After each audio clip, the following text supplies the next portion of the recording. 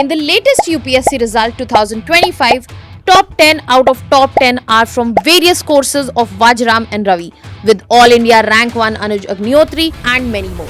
For over a decade, the All India Rank 1 has emerged from this very ecosystem. A journey powered by 50 plus years of legacy. Join the GS Foundation program. Inquire now.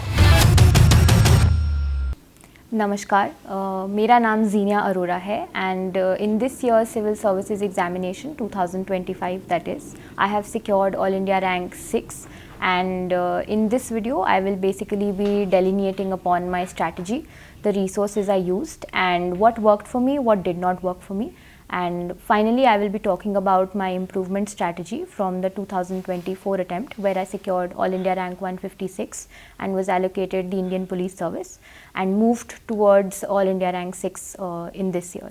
थोड़ा बहुत मैं अपने बारे में बताना चाहूँगी. मैंने संस्कृति स्कूल से पढ़ाई करी है कक्षा 9वीं से लेकर 12वीं तक. उसके बाद मैं saint Stephen's college university of Delhi में पढ़ी हूँ, जहाँ पर मैंने इकोनॉमिक्स एंड पॉलिटिकल साइंस में पढ़ाई करी. उसके बाद मैंने थोड़ा काम करने का सोचा कि थोड़ा डाइवर्सिफाई करूँ मैं अपने एक्सपीरियंसेस को, तो सोशल डेवलपमेंट सेक्टर ट्राई किया थोड़ा. फिर मैंने हिंदुस्तान यूनिलीवर लिमिटेड में थोड़े टाइम काम किया एंड उसके बाद फाइनली मैंने डिसाइड किया कि मुझे सिविल सर्विसेज देना है, क्योंकि वहीं पर मेरे पैशंस और इंटरेस्ट अलाइन कर रहे थे. तो वो डिसीजन लेने के बाद अटेम्प्ट्स दिए एंड 24 एंड 25 में मुझे सक्सेस मिली एंड उसी के बारे में अब मैं आगे आपसे वार्तालाप करूँगी. सो आई विल स्टार्ट धीरे धीरे. पहले मैं जो शुरू में मैंने गलतियाँ करी, जो नहीं ये चीज़ें करनी चाहिए थी, क्या मैंने सही किया, पहले मैं उससे बताऊँगी. तो एक्सपीरियंस से आपको जो भी लगे आपके लिए यूज़फुल है, आप ज़रूर पिकअप करिएगा. अपने हिसाब से स्ट्रैटेजी बनाना, इसीलिए मैं शुरू में बोल रही हूँ, बहुत ज़रूरी है, क्योंकि अगर आप दूसरों को फॉलो करेंगे तो आप, क्योंकि आपका जो दिमाग की शक्ति है, जो आपका खुद का अंडरस्टैंडिंग है, जहाँ जो आपकी स्टैंडिंग है इन द सेंस कि आपने इंजीनियरिंग किया है, मैंने जैसे इकोनॉमिक्स एंड पॉलिटिकल साइंस पढ़ा था, तो सबकी स्टैंडिंग अलग है. तो जो भी आपके लिए यूज़फुल हो आप वो ज़रूर पिक करिएगा. तो शुरू में मैंने जैसे सब लोग फाउंडेशन कोर्स लेते हैं, मैंने डिसाइड किया था कि मैं फाउंडेशन कोर्स नहीं लूँगी, क्योंकि मैंने ह्यूमैनिटीज़ में ही पढ़ाई करी थी. सो जो हम बेसिक्स सब्जेक्ट्स पढ़ते हैं, इकोनॉमिक्स है, पॉलिटिकल साइंस है, जियोग्राफी है, ये सब मैं ऑलरेडी थोड़ा बहुत पढ़ चुकी थी एंड एनसीईआरटी से आई वाज ऑलवेज़ क्लोज. तो इसीलिए मैंने डिसाइड किया कि फाउंडेशन कोर्स मैं नहीं लूँगी एंड अपना एनसीईआरटीज़ के मुताबिक 6 to 12th मैं टाइम टेबल बनाकर उनको अच्छे से खुद ही पढ़ूँगी. इसके साथ साथ शुरुआत में ही बिना अच्छे से रिसर्च किए मैं कहूँगी मैंने कुछ कोर्सेज़ ख़रीद लिए थे एंड मैं आप सबको इसीलिए अच्छे से डिकोड करके प्रोज एंड कॉन्स इन सबके बताऊँगी, ताकि आप ढंग से उनको खुद ख़रीद पाएँ एंड जो बाहर एडवर्टाइज़ किया जाता है उसके रादर देन दैट आप थोड़ा खुद उसको अच्छे से अंदर से समझ पाएँ. सो मैंने शुरू में IS बाबा से TLP कोर्स लिया था, जिसमें mains answer writing and prelims के क्वेश्चन आंसर्स एंड मॉक्स भी होते हैं. सो उनका आंसर राइटिंग मुझे काफ़ी अच्छा लगा इन द सेंस कि फीडबैक बहुत अच्छा था एंड स्टार्टिंग पॉइंट के लिए काफ़ी अच्छा था, क्योंकि हर वीकेंड पर वो टेस्ट होते थे एंड मुझे काफ़ी अच्छे से एक टाइम टेबल बाहर से ही बनाकर दे दिया गया एंड मैंने उसको फॉलो करने की थोड़ी बहुत एटलीस्ट कोशिश ज़रूर करी. सो उस हिसाब से एक अच्छा मेरा मोमेंटम धीरे धीरे बनना शुरू हो गया. उसके साथ साथ मैंने शुभ्रा रंजन से टेबलेट कोर्स लिया था एंड मैंने 2-3 क्लासेस ही करी एंड आई रियलाइज्ड कि मुझे पहले देख लेना चाहिए था कि उनकी पेडागॉजी मेरे लिए सही है या नहीं, क्योंकि मेरा ऑलरेडी बैकग्राउंड था पॉलिटिकल साइंस में, तो मुझे वो काफ़ी सिंपलिस्टिक एंड मतलब मुझे भाया नहीं, अगर आप मैं वैसे बोलूँ, तो इसीलिए मैंने फिर उसको भी पूरा नहीं किया.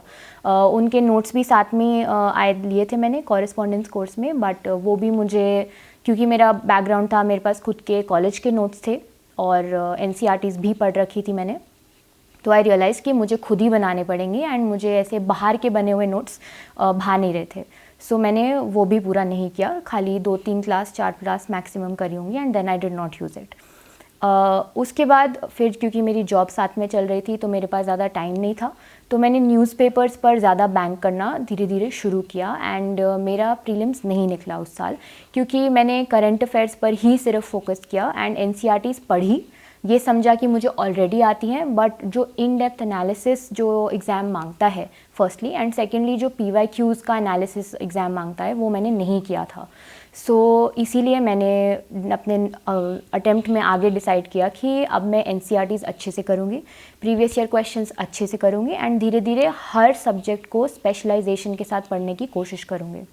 सो मैं धीरे धीरे सब्जेक्ट्स ब्रेक डाउन कर दूँगी आपके लिए। अब पॉलिटी के लिए मैंने लक्ष्मीकांत पढ़ी अच्छे से, पूरा रंग बिरंगा उसको मैंने करके रखा।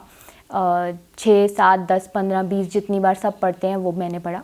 साथ में मैंने रूल्स, जो गवर्नमेंट के ओरिजिनल सोर्सेज हैं, रूल्स हो गए, बेयर एक्ट्स हो गए, कॉन्स्टिट्यूशन का बेयर एक्ट हो गया, all of this I read अच्छे से। बीच बीच में कुछ जजमेंट्स जैसे होती हैं वो my mother who I am very thankful to, उन्होंने मुझे बार बार वो मुझे भेजती रहती थी। कुछ अगर इंपॉर्टेंट लाइव लॉ से नज़र आ गया, बार एंड बेंच से नज़र आ गया, ऐसी छोटी छोटी चीज़ें जो मुझे इन जनरल भी पता होनी चाहिए, उन पे मैंने अपना जो है पकड़ बना कर रखी। उसके अलावा मैंने मॉक्स साथ साथ दिए, तो कोई भी जैसे Telegram which played a very important role in my journey, वहाँ पर कोई भी फ्री मॉक उठा लिया आपने, सिर्फ पॉलिटी का, क्योंकि ये एक ऐसा सब्जेक्ट है जिसको मैं अपना अच्छा बनाना चाहती थी, तो वहाँ से वो मॉक उठा लिया।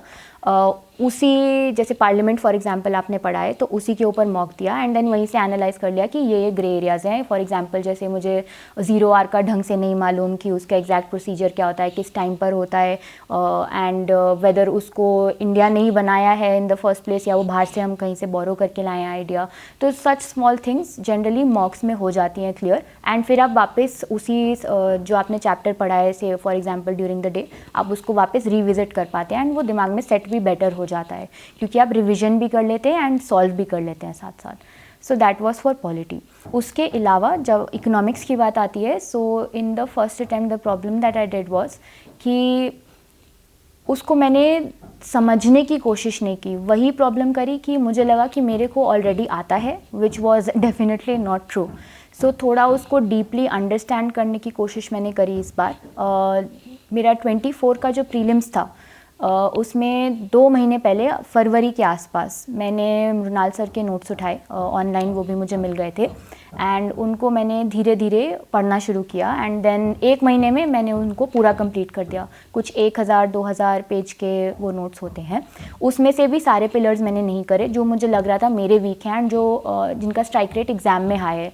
तो मनी एंड बैंकिंग हो गया एंड इस टाइप के मनी सप्लाई के जो टॉपिक्स हैं बैंकिंग के हो गए, वो सब मैंने अच्छे से वहाँ पर करने की कोशिश करी एंड उससे मैंने जो पॉइंट्स मुझे लग रहा था जो मेरे को मालूम नहीं है एंड जो एग्ज़ाम में आ सकते हैं, क्योंकि सर ने PYQs भी एंड में दिए होते हैं, उनके आंसर्स नहीं होते एंड सॉल्व नहीं करा होता उनको, एंड एक्सप्लेनेशन नहीं दी होती तो वो आपको खुद करनी पड़ती है, तो वो एक उसमें डेफिसिट है। बट फिर जब मैंने किया था उसमें वो डेफिसिट था एटलीस्ट, तो फिर मैं उनको रिसर्च करती थी, एक एक स्टेटमेंट को उठाकर थोड़ा समझना, अनफॉल करना, फिर उसको अच्छे से कनेक्ट करना। For example inflation is connected to money supply, which is then connected to the repo rate, which is then connected to all kinds of things that go on in the economy। तो आप वो सारा जो nexus type बनता है इतने सारे concept का, वो मैंने समझने की कोशिश करी and previous year questions definitely उसके अलावा मैंने उठाए एंड उनको जब थोड़ा मैंने ब्रेक डाउन किया तो आई रियलाइज़ कि देर आर सर्टन पॉकेट्स जहाँ से क्वेश्चंस ज़्यादा आते हैं, तो उन पर फोकस करना और इम्पॉर्टेंट हो गया। And apart from that I think general reading in economics really helps, because वो कुछ ऐसे होते हैं ना एकदम स्लमडॉग मिलियनेयर टाइप क्वेश्चंस जो आपको या तो आते होंगे या नहीं आते होंगे, so there is no middle path उनमें। वो क्वेश्चंस जनरली न्यूज़पेपर से ही उठते हैं एंड अगर आपकी रीडिंग थोड़ी वास्ट है, तो मेरे केस में जनरली ये रहा कि मैं हॉरिजॉन्टल रीडिंग बहुत हाई रखती थी अपनी, because I would just keep reading. तो जो सोर्स मतलब इन द सेंस कि ओरिजिनल सोर्सेज है, फॉर एग्जांपल न्यूज़पेपर्स की वेबसाइट हैं तो TOI की नोटिफिकेशंस ऑन कर रखी हैं, इंडियन एक्सप्रेस की ऑन कर रखी हैं, ऊपर नीचे जाते जाते जब आप फ़ोन उठाते हैं तो वो आपको मोर ऑफन देन नॉट नज़र आ जाती हैं, या फिर आप इनके टेलीग्राम चैनल्स को भी सब्सक्राइब कर सकते हैं, जो भी आपको लगता है ठीक सोर्सेज हैं एंड रिलायबल सोर्सेज हैं, रिलायबल बीइंग द मोस्ट की। तो ये हो गया एंड इकोनॉमी का मैंने मोस्टली यही चीज़ों पर ध्यान दिया। एंड उसके बाद साइंस एंड टेक्नोलॉजी में मैंने कोई भी एक न्यूज़पेपर उठा लिया एंड उसका जो सेक्शन है और साइंस एंड टेक्नोलॉजी का पूरा 1 साल का बैकलॉग में जाकर 10 डेज़ में कंप्लीट कर दिया। साइंस एंड टेक में मैंने ज़्यादा जो फोकस है वो कॉन्सेप्चुअल बिल्डिंग पर लगाया, विच इज़ टू से कि जैसे DNA RNA का कॉन्सेप्ट है, उससे अगर नए टेक्नोलॉजीज़ भी आ रहे हैं, आप नोटिस करेंगे कि प्रीवियस ईयर क्वेश्चंस में वो क्वेश्चंस की स्टेटमेंट्स इस तरह से बनाते हैं कि अगर आपके बेसिक्स क्लियर हो तो मोस्टली वो आपका सॉल्व हो जाएगा, या आप उसको क्वेश्चन स्टेटमेंट को निकाल पाएंगे, एलिमिनेट कर पाएंगे बेसिकली। तो उस केस में साइंस एंड टेक्नोलॉजी का विजुअल एड से हार्वर्ड की मेडिकल वेबसाइट पर देख लिया, यूट्यूब चैनल पर देख लिया, या जो ऐसे भिन्न भिन्न प्रकार के होते हैं उनको देख लिया। उस वे में काफ़ी डिफरेंट आपको जो नए नए टेक्नोलॉजीज़ निकल के आ रहे हैं वो भी दिख गए, विजुअल एड भी आपको साथ साथ मिल गई, एंड जो दिमाग का कंस्ट्रक्शन है वो भी उसके हिसाब से अलाइन हो जाता है। तो वो मेरा साइंस एंड टेक के लिए था। एनवायरनमेंट में मैंने शुरू में शंकर आईएएस की बुक ली थी, बट वो मुझे थोड़ी सी पुरानी लगी थी, एंड उसकी वजह से then I decided in my 24 attempt कि I will stick to PMFIS। And PMF में एक जो मुझे बहुत ही बड़ा प्लस पॉइंट लगा था कि it is a very interactive book. बहुत बड़ी है, that is definitely true, but I think उसका जो स्पीशीज़ का सेक्शन हो गया फॉर एग्जांपल, या फिर पोल्यूटेंट्स का सेक्शन हो गया, those have very all encompassing conceptual understanding, and उसमें सारी इन्फॉर्मेशन जो मोस्टली आपको चाहिए होती है वो दी हुई होती है। So that is what I stuck to in environment. And apart from that the Hindu का या फिर द इंडियन एक्सप्रेस का, दोनों ईयर्स मैंने डिफरेंट किया था, उनका भी पूरा ईयर लॉन्ग आपने इन्वायरमेंट का बस हेडलाइंस देख ली, उसमें जो आपको लग रहा है इंपॉर्टेंट चीज़ें हैं, फॉर एग्जांपल नई स्पीशीज़ हैं कि ऑनरेबल प्रेसिडेंट के नाम पर नई बटरफ्लाई नेम करी गई थी, ऐसी ऐसी चीज़ें जो आपको पता होनी चाहिए वो फिर आप उसमें क्लिक करके अच्छे से समझ लिया, उनके अगर कहीं पर नोट डाउन करना है तो वो कर लिया। एंड इस केस में environment and science and tech में I would note down the important topics and things that were going on, ताकि एंड में जब मेरे लास्ट का 1 या 2 महीना बचेगा तब मैं उनके ऊपर रिसर्च अच्छे से कर पाऊँ। So this is about environment. And then moving on to geography, NCERTs were my holy book इस केस में, बिकॉज मैंने 11th-12th में भी ज्योग्राफी ली थी, एंड जब मैंने प्रीवियस ईयर क्वेश्चन समझे तो मुझे रियलाइज़ हुआ कि उसकी छोटी छोटी पॉकेट्स में, यहाँ तक कि मैप्स के नीचे जो लाइंस लिखी होती हैं वहाँ तक से, या फिर जो इमेजेस बनी होती हैं, जैसे फॉर एग्जांपल कोई केव उन्होंने बना कर दिया आपको, आई थिंक 11th की फिजिकल ज्योग्राफी की NCERT में ग्रैंड कैनियन है, एंड उसका काउंटर पार्ट इंडिया में जो है जिसके ऊपर क्वेश्चन भी आया था, ऐसी चीज़ें वो विजुअल में भी दी हुई हैं।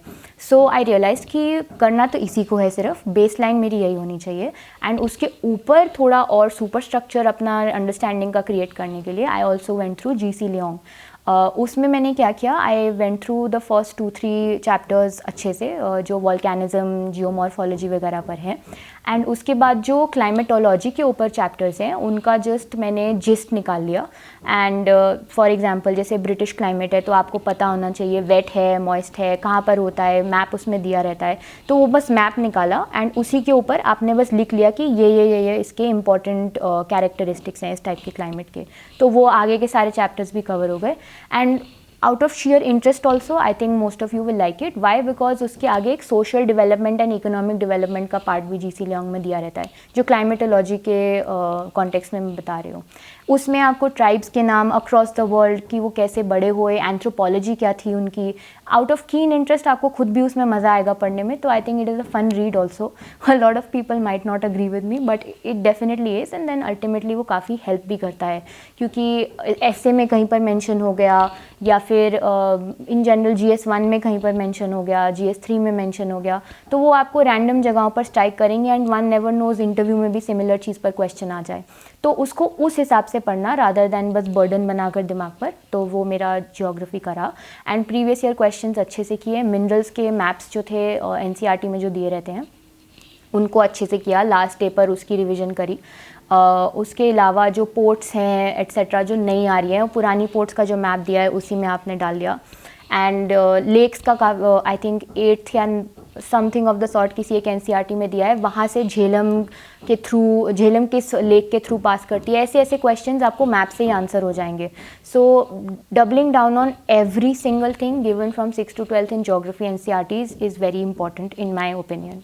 तो ये हो गया ज्योग्राफी का। अब मैं आपको थोड़ा अटेम्प्ट वाइज बताने की कोशिश करूँगी कि जो मेरे सक्सेसफुल अटेम्प्ट्स थे। 24 का जो अटेम्प्ट है उसमें मैंने अभ्यास 3 जो अभ्यास के पेपर्स होते हैं प्रीलिम्स के लिए वो मैंने दिए थे। एंड मेरा फर्स्ट जो अभ्यास का पेपर था उसमें आई स्कोर्ड अराउंड 50 और 60 marks only, which was a very big heart break for me because मैंने पूरे साल गियर अप किया था कि मैं प्रीलिम्स अच्छे से निकालना है मुझे। सो मैंने क्या किया, then I took it in my stride कि मैंने एक गोल सेट कर दिया कि मुझे एटलीस्ट 200 से नीचे रैंक लेकर आनी है अभ्यास में। तो सेकंड जो पेपर था अभ्यास का, उसमें मैंने कंसर्टेड एफर्ट्स डाले, जो मेरे वीक एरियाज़ थे उनको आइडेंटिफाई किया। इकोनॉमिक्स मेरा वीक एरिया था, इसीलिए मैंने मृणाल सर के जो आपको नोट्स बताए वो अच्छे से मैंने मैराथन रन करके पढ़े उनको। फिर मेरा इन्वायरमेंट था, तो मैंने उसमें current affairs focus plus understanding दोनों मिलाकर उसमें 10 डेज़ दिए। एंड ऐसे ऐसे करके सेकंड पेपर में भी उतने अच्छे मार्क्स नहीं आए, but I was able to reach around 80-85 marks. And then जो फाइनली थर्ड पेपर था, I reached around 100 marks and I was more than happy. 100-105 के आसपास कुछ ऐसा बना था। एंड जो 200 से कम रैंक लाने वाला मैंने अपने लिए गोल सेट किया था, I was able to achieve that.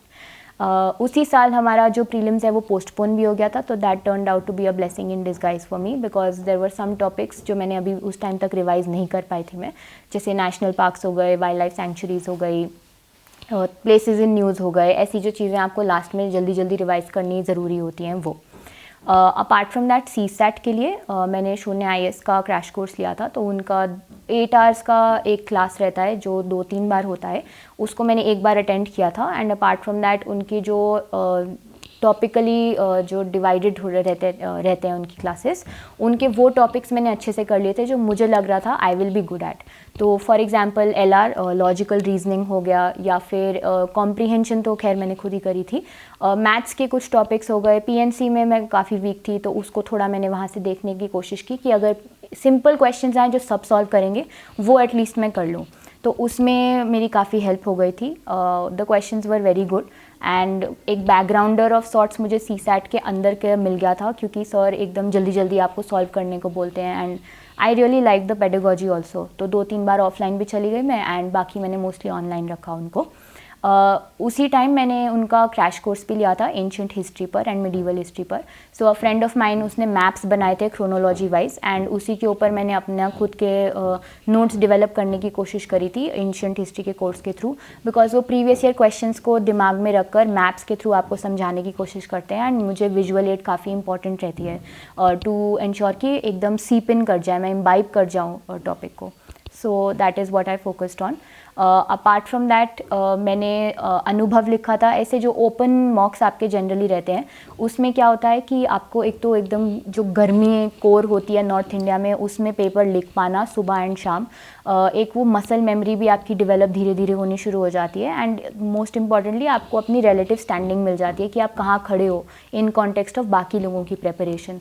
तो मेरे लिए वो काफ़ी इंपॉर्टेंट था, क्योंकि जैसे मैंने बोला 3 अभ्यास के पेपर्स में इंप्रूवमेंट शो करने की कोशिश करी। ऐसी जो मैं ओपन मॉक्स देती थी डिफरेंट एकेडमीज़ के, उसमें मैंने और अपना थोड़ा बढ़ाने की कोशिश करी थी marks.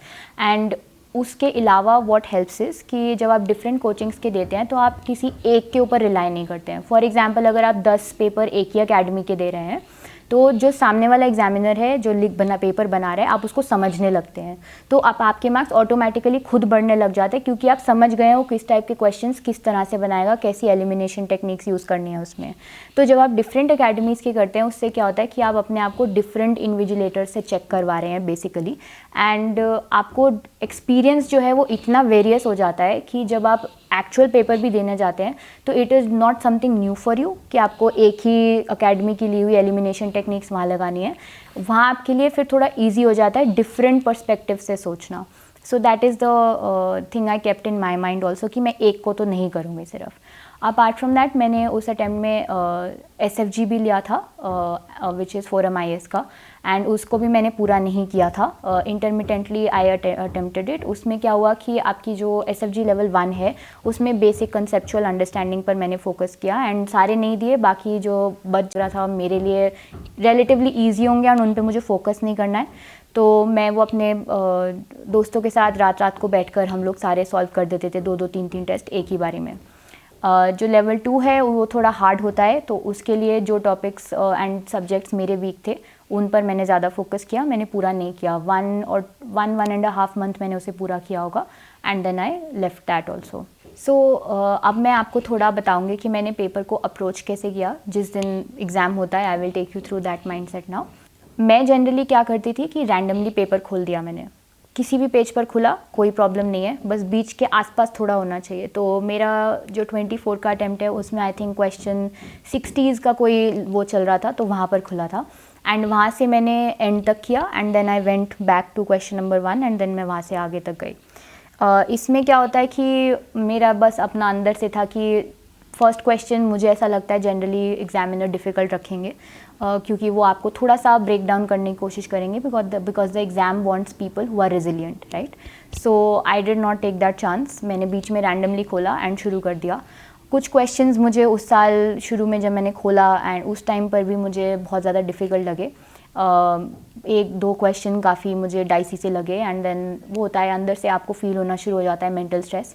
But I had told myself, क्योंकि प्रीवियस मेरे को प्रॉब्लम आ चुकी थी, कि I will not let that happen to me this time. So I stuck with my mental strength and मैं आगे चलती गई. 3 चीज़ें मैं करती थी. जो क्वेश्चंस मुझे आते हैं वेल एंड गुड, मार्क किया उनको पेपर पे, अभी नॉट बबल नहीं किया, एंड उस पर टिक मार दिया. जो नहीं आते, बिल्कुल भी नहीं आते, उसको सर्कल कर दिया. एंड जिस पे मुझे लग रहा है 60% 70% श्योरिटी है या एक स्टेटमेंट है जो मुझे नहीं आ रही है, उस पर मैं ट्रायंगल मार के आगे बढ़ जाती थी. जब मेरा एंड तक पेपर हो गया, जहाँ से मैंने खोला एंड तक, फिर जितने क्वेश्चंस हो गए उन्हें मैंने बबल कर दिया in the OMR sheet. And then फिर मैं वापस आगे गई एंड मैंने पूरा सॉल्व किया. तो ये तो मेरी फर्स्ट इटरेशन हो गई. सेकेंड इटरेशन वुड बी कि जो ट्रायंगल जो मैंने क्वेश्चंस किए थे उनको सॉल्व किया जल्दी जल्दी, क्योंकि अब क्या है, टाइम जल्दी जल्दी मतलब आपका रन करने लग जाता है जब आप उस स्टेज पर पहुँचते हैं. देन मैंने ट्रायंगल वाले क्वेश्चन किए. मोर ऑफन दैन नॉट मैं उन्हें कर आती थी, क्योंकि मुझे अपने जो मैंने मॉक्स दिए थे एंड जो इतना सॉल्व किया था दोस्तों के साथ बैठ के, मोर और लेस पता चल गया था कि जो मेरी इंट्यूशन है वो नॉलेज के बेस पे ही चलती है एंड वो मतलब it is not detached from it. कईयों का होता है, शुरू में मेरा भी था, क्योंकि मैंने उतनी पढ़ाई नहीं करी थी तो मेरी इंट्यूशन ख़राब होती थी. जो भी मैं इंट्यूशन से मुझे लगता था सही है, वो गलत निकल के आता था. तो इस अटेम्प्ट में क्योंकि मैंने पढ़ाई कर रखी थी तो वो इंट्यूशन नॉलेज पैक थी, इसीलिए वो सही जाता था. तो मैंने कहा ठीक है, अब इसमें मैं शॉर्ट लूँगी. तो रिस्क टेकिंग मैंने यहाँ पर अपनी स्ट्रॉन्ग रखी. फिर जो मैं फाइनली आती थी थर्ड इटरेशन में, जो मैंने सर्कल मारे थे जिन क्वेश्चंस पे जो मुझे नहीं आ रहे थे, उसमें थोड़ा लॉजिक लगाने की ज़्यादा कोशिश करी. और सेकेंड इटरेशन में भी logic worked the best for me, in the sense कि अगर कोई जैसे आपको बता दें कि आर्बोरियल है या नहीं है कोई स्पीशीज़, तो थोड़ा दिमाग में इमेजिन किया कि उसकी टांगों की लेंथ ब्रेथ कितनी होती है, ऐसे ऐसे टेल कितनी लंबी है, कहाँ दिमाग में याद आ रहा है जो पिक्चर उसकी आ रही हो, ऐसी ऐसी छोटी छोटी ऑब्जर्वेशंस एंड लॉजिक के बेसिस पर then I would try to solve it. And 24 के अटैम्प्ट में I ended up solving around 94 to 95 questions.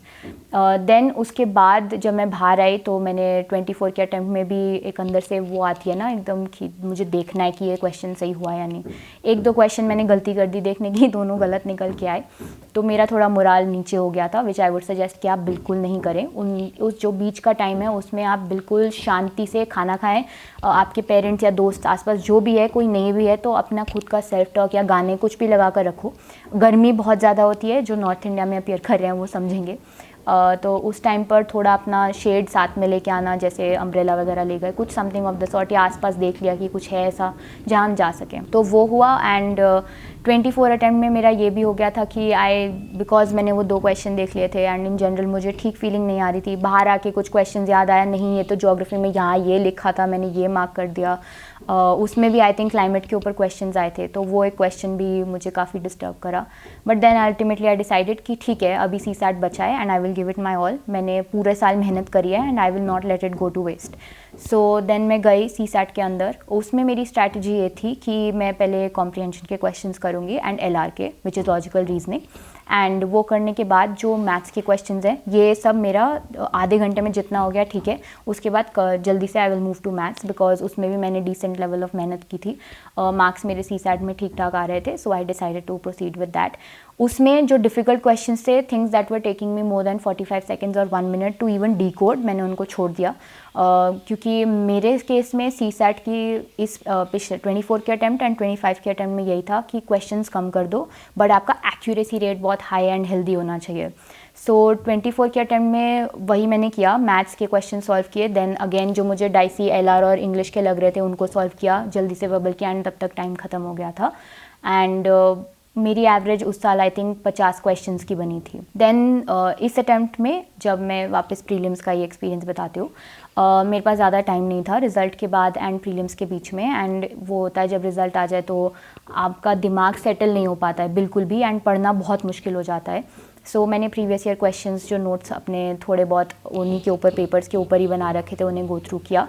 Questions वही सॉल्व किए, प्रीवियस ईयर क्वेश्चंस ही 10-15 ईयर्स के तो मैंने कर दिए थे.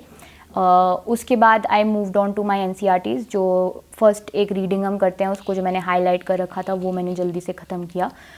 थोड़े बहुत मैंने अपने हिस्ट्री के नोट्स देख लिए and then I just went and wrote अभ्यास इस साल भी, क्योंकि मुझे लास्ट ईयर वो इम्प्रूवमेंट वाला काफ़ी हेल्प लगा था एंड एक वही रिलेटिव अंडरस्टैंडिंग अपनी क्या है तो वो दे दिया.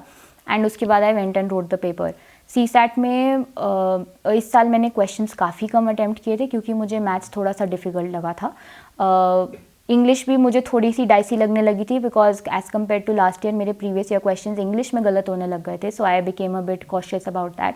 तो मैंने रिविजन ही सिर्फ उन टॉपिक्स की करी जहाँ मुझे मालूम है क्वेश्चंस भी आते हैं, मेरा भी अच्छा अंडरस्टैंडिंग है, एंड कुछ एडिशनल टॉपिक्स कर लिए जहाँ एक एक दो क्वेश्चन तो मिनिमम आने के चांसेस होते ही हैं. सो डाइस हो गई एंड प्रोबेबिलिटी हो गया, ये सब कुछ मैं अच्छे से कर गई थी इस साल.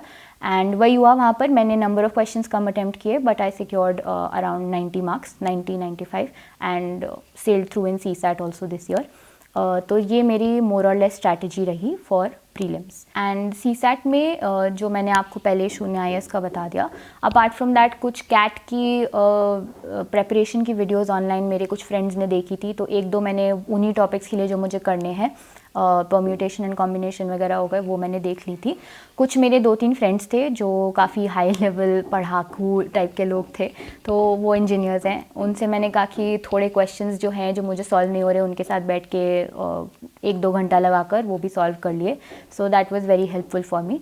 एंड उसके अलावा मैंने CSAT के लिए कुछ नहीं किया. आई लुकड अराउंड बट मुझे कुछ ऐसा नज़र नहीं आया जिससे मेरी अंडरस्टैंडिंग और बेटर हो सके CSAT में. And now I will move to mains. मैं पहले 2024 का मेंस आपको बताना चाहूँगी एंड उससे पहले का भी एक बैकग्राउंडर दे देती हूँ.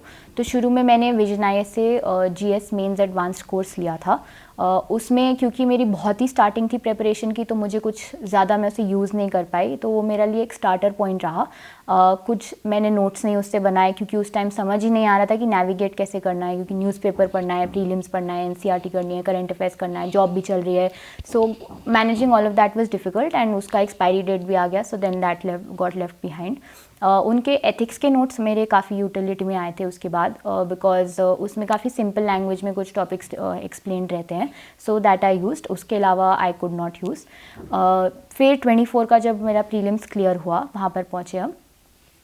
उस टाइम तक मैं PSIR का फाउंडेशन कोर्स, क्योंकि मुझे शुभ्रा रंजन का मैंने कुछ नहीं कर पाई थी क्योंकि मुझे पसंद नहीं आ रहा था एंड पढ़ाई का मूड इन जनरल उसमें नहीं बन रहा था. So after doing research this time I decided to go with Piyush Choubey sir जो नेक्स्ट IAS में पढ़ाते हैं. उनकी शुरू की क्लासेस काफ़ी अच्छी थी. वेस्टर्न पॉलिटिकल थॉट की अंडरस्टैंडिंग, इंडियन पॉलिटिकल थॉट की understanding and then moving on to जो हमारा पेपर 1B होता है which is Indian polity and governance, constitution etcetera. तो वो काफ़ी अच्छा हुआ वहाँ से. जो मैंने शुरू की क्लासेस सारी अटेंड करी एंड देन धीरे धीरे आई रियलाइज़ कि IR का मैं खुद ही करूँगी एंड वहाँ पर मेरा वो मेल नहीं बैठा. सो उसके बाद मैंने अपने जो नोट्स हैं उनको प्रीलिम्स एंड मेंस जो 24 का है उस 3 महीने में ही बनाने की कोशिश करी. सो वहाँ पर आई रियलाइज़ कि जितने भी नोट्स मुझे नज़र आए मार्केट में उन्हें मैंने उठा लिया. फ्री रिसोर्सेज फ्रॉम टेलीग्राम या फिर ओल्ड राजेंद्र नगर से उठा लिया. एंड देन मैं हर रोज़ 5-5, 6-6 घंटे यही करती थी कि मैं अपना ऑप्शनल पढ़ रही होती थी उन 3 महीनों के बीच में. सो एक आपके पीयूष सर हो गए, फिर विवेक वाघ मेरे सर के मुझे नोट्स मिले थे वो मैंने उठा लिए. 2-3 और अकेडमीज़ के जो वहाँ पर पढ़े थे कुछ टॉपर्स के नोट्स उठा लिए.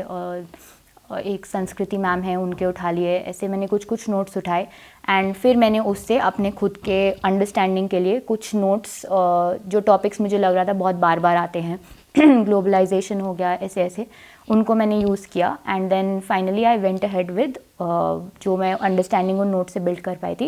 एंड मैंने फिर जाकर एक अपना 2 मॉक्स लिखे थे, खुद ही लिखे थे. मैंने क्वेश्चन पेपर्स निकाल लिए थे and then I wrote them.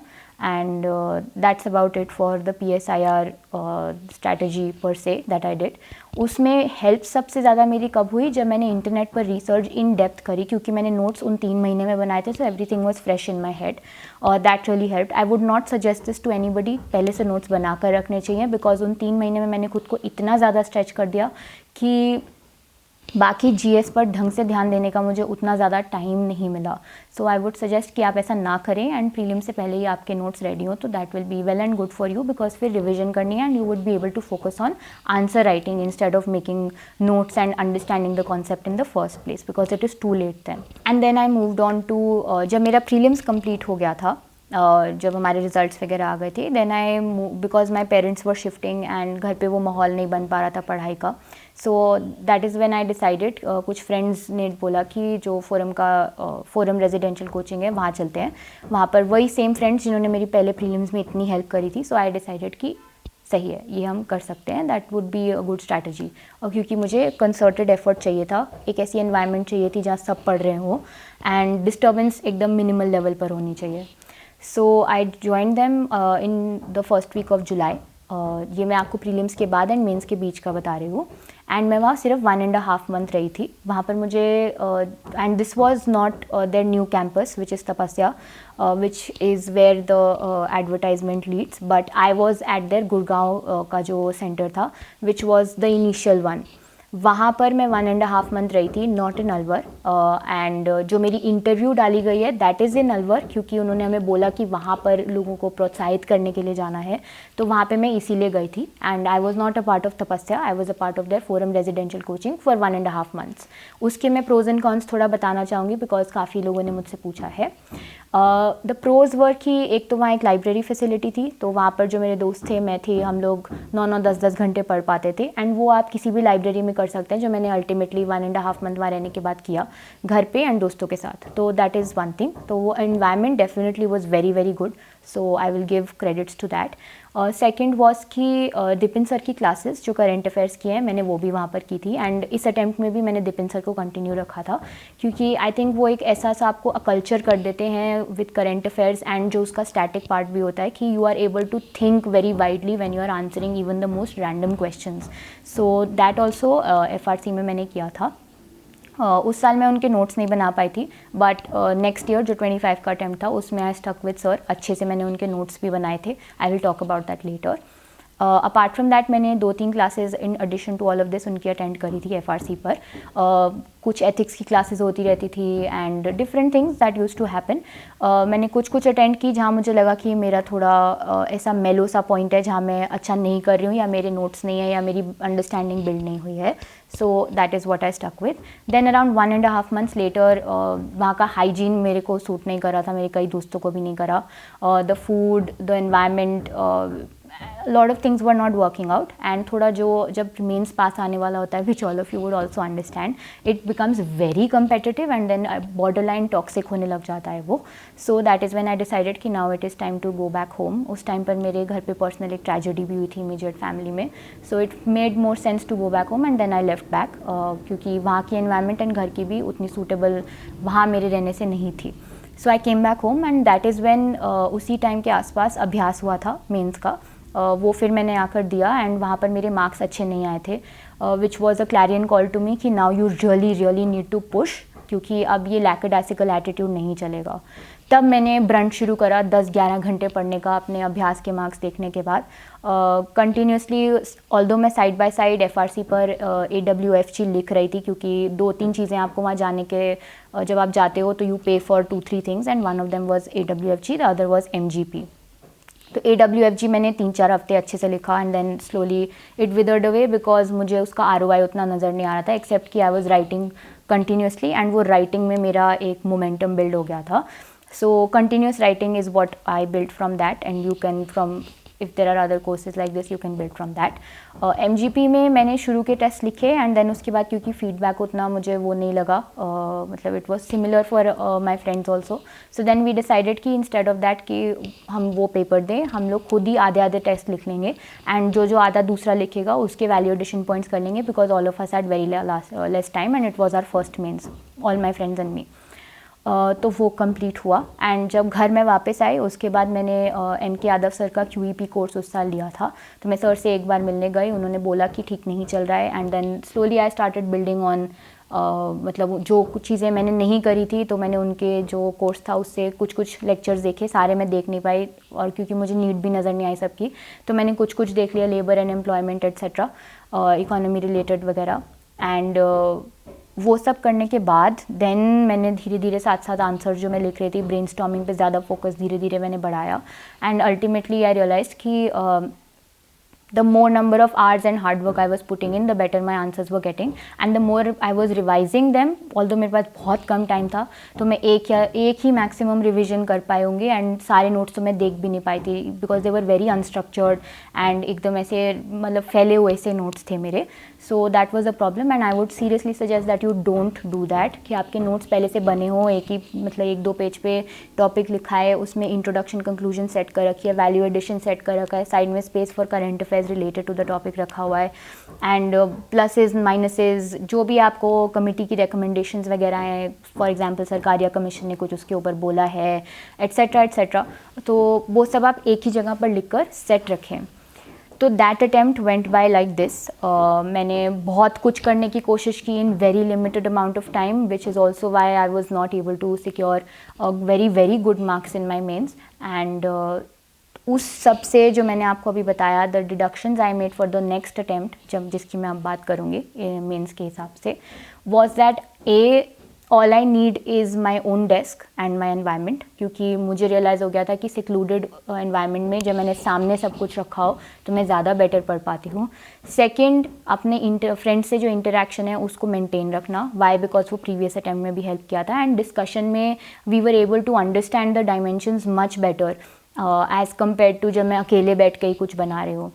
Third was कि इतना सब कुछ जब आप फैला दो तो कुछ भी अल्टीमेटली आपके दिमाग में नहीं घुसता है. तो मैंने इतना पढ़ा, इतनी ज़्यादा मैंने बुक्स भी बैठ के पढ़ दी, मैं शेक्सपियर पढ़ रही थी ऐसे के लिए, मैंने बहुत सारी चीज़ें उस अटैम्प्ट में करी थी. तो मेरी अंडरस्टैंडिंग बहुत अच्छे से बिल्ड हो गई थी बट मैंने उसको अच्छे से समेट कर स्ट्रक्चर कर नहीं रखा which is what backfired in that attempt for me in so far as mains is concern. इसीलिए इस साल मैंने क्या किया, पहला चीज़ जो मेरे इतने सारे नोट्स बने थे पहले मैंने उनको एक जगह पर रखा and I went through them. उससे थोड़ा स्ट्रक्चर मैंने बनाने की कोशिश करी and one thing that I did was that I made small black diaries like this for different papers. तो ये GS4 की डायरी है. तो इसमें मैंने क्या किया कि डिफरेंट टॉपिक्स लिखे एंड उसके नीचे छोटे छोटे मतलब हैंड राइटिंग में ही I try to write as much as possible. So इसमें जैसे आपको नज़र आएगा कि छोटा सा एक डायग्राम भी बना रखा है.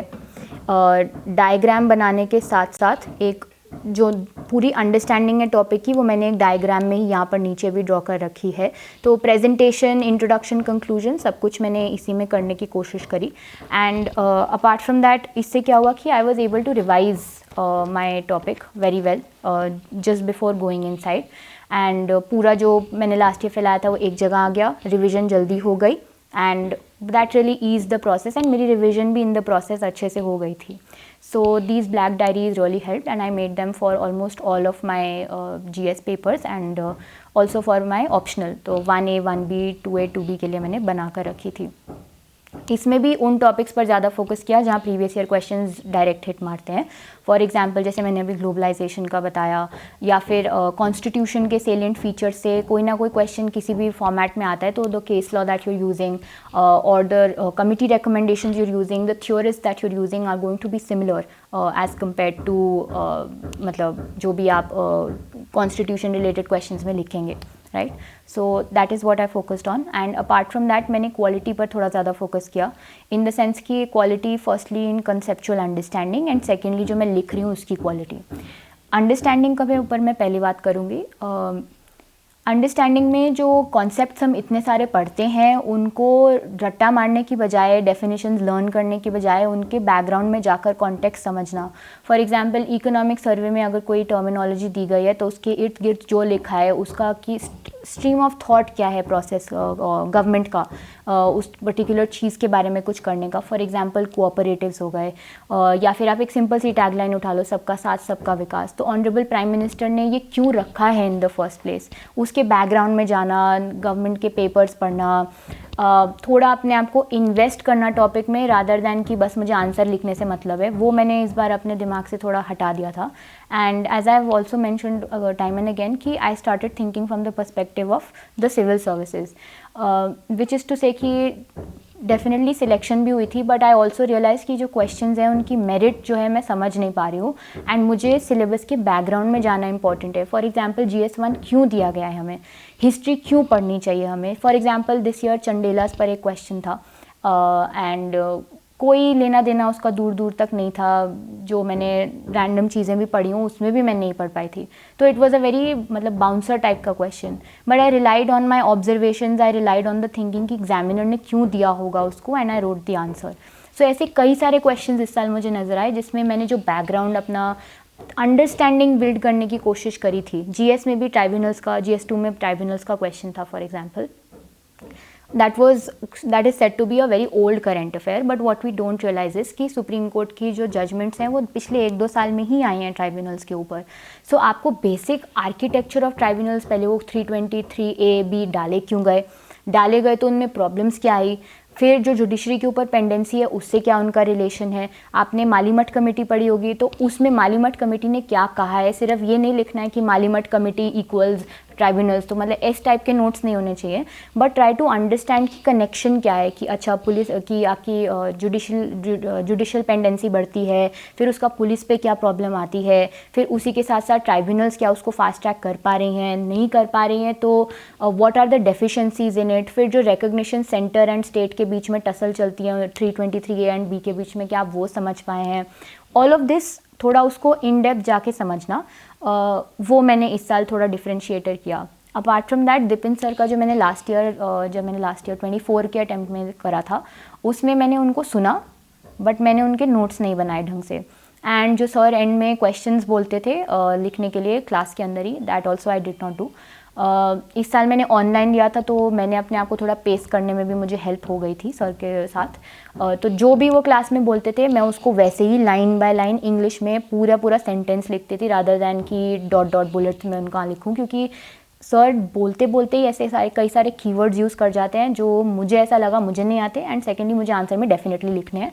एंड उनकी जो वोकैबुलरी है, I was very fantasized genuinely speaking, so I really wanted to imbibe that in my answers also, so I अच्छे से मैंने उन्हें नोट डाउन किया.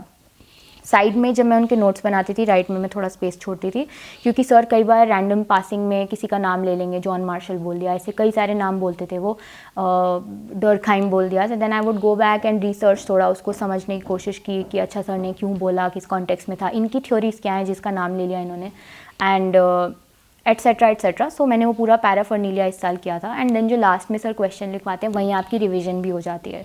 So I found that very useful in this attempt, क्योंकि मैंने बहुत कम चीज़ें की थी एंड उन्हीं से ROI काफ़ी डेफिनेटली हाई मुझे नज़र आया इस साल. अपार्ट फ्रॉम दैट मैंने अभ्यास फिर से लिखा था इस साल, एंड उस अभ्यास तक भी मेरा थोड़ा लैक्स एटीट्यूड था, क्योंकि सेलिब्रेटरी मोड एकदम ऑन रहता है. घर में भी था एंड उतना प्रेशर मम्मा पापा नहीं बना रहे थे जितना लास्ट अटैम्प्ट में था, क्योंकि उन दोनों का मतलब मम्मा का स्पेशली काफ़ी मेरे ऊपर शुरू से रहा है कि you need to study, because एकदम फोकस होना चाहिए, मिशन मोड में काम करो. वो मिशन मोड इस साल थोड़ा मेरा कम हो गया था, बट देन इवेंचुअली जब अभ्यास के मार्क्स फिर से इस साल आए, वो लास्ट ईयर से भी कम आए थे मेरे, so I was taken aback. And उसके बाद मैंने फिर से वही 11-12 घंटे की रेल शुरू करी थी. उसमें मेरी हेल्प ये हुई कि जब आपको एक बार पता चल जाता है कि आप यहाँ गड़बड़ कर रहे हो, देन यू स्टार्ट फोकसिंग बिल्कुल इंसीजन के साथ. तो इस साल मैंने वही अभ्यास के ख़त्म होते ही एकदम इंसीजन के साथ स्टार्ट किया. मेरे फ्रेंड्स जो थे इस साल भी जिन्होंने लिखा था मेरे साथ, उनका क्या था कि they would compare my copies with theirs and theirs with mine, तो वो काफ़ी हेल्पफुल रहता था.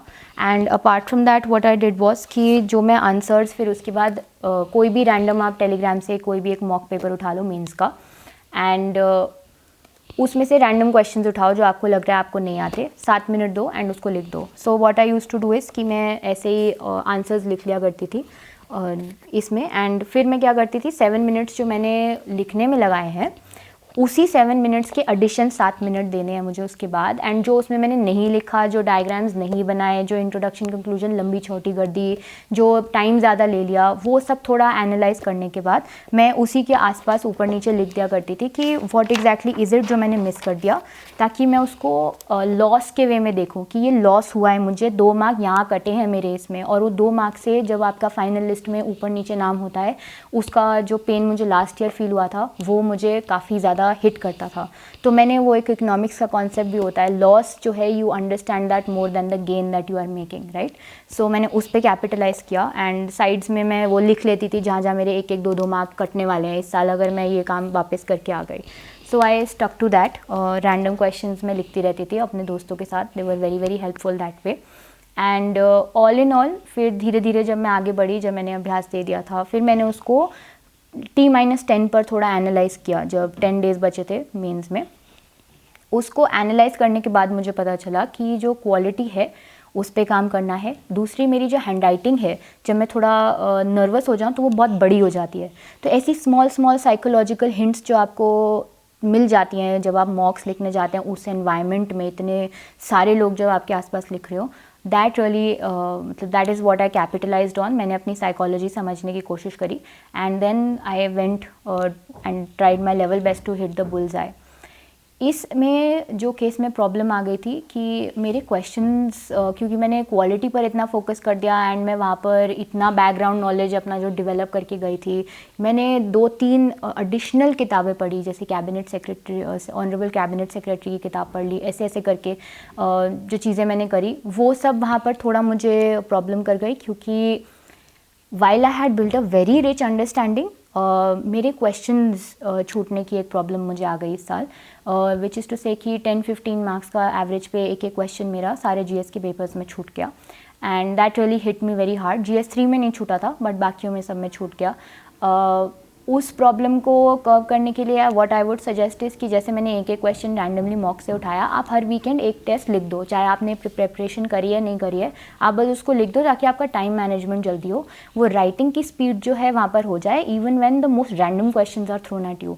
तो जो क्वेश्चंस जो थोड़े आउट ऑफ द बॉक्स इस साल आए थे उसकी वजह से ही मुझे शायद एक ये प्रॉब्लम आई एंड दूसरा क्योंकि मैंने टाइम मैनेजमेंट पे काम करने की जगह सिर्फ क्वालिटी पर फोकस किया था इस साल। सो ऐसे में लास्ट ईयर जो मैंने प्रॉब्लम कर दी थी वॉज कि मैंने फ़िलासफ़ी पर काफ़ी ज़्यादा इम्पेटस डाल दिया था एंड इंग्लिश लिटरेचर क्योंकि मेरी काफ़ी अफिनिटी रही है शुरू से उसकी तरफ मम्मा की वजह से एंड इन जनरल मुझे I am a very voracious and avid reader, so वो सब कुछ मेरा वहाँ पर ज़्यादा बाहर आया एंड उसकी वजह से because I was writing the way I speak, my sentences were very complex, बहुत लंबे लंबे सेंटेंसेज एंड बेसिकली वो एक खिचड़ी सी बन जाती है, तो वो मैंने लास्ट ईयर प्रॉब्लम एक कर दी थी।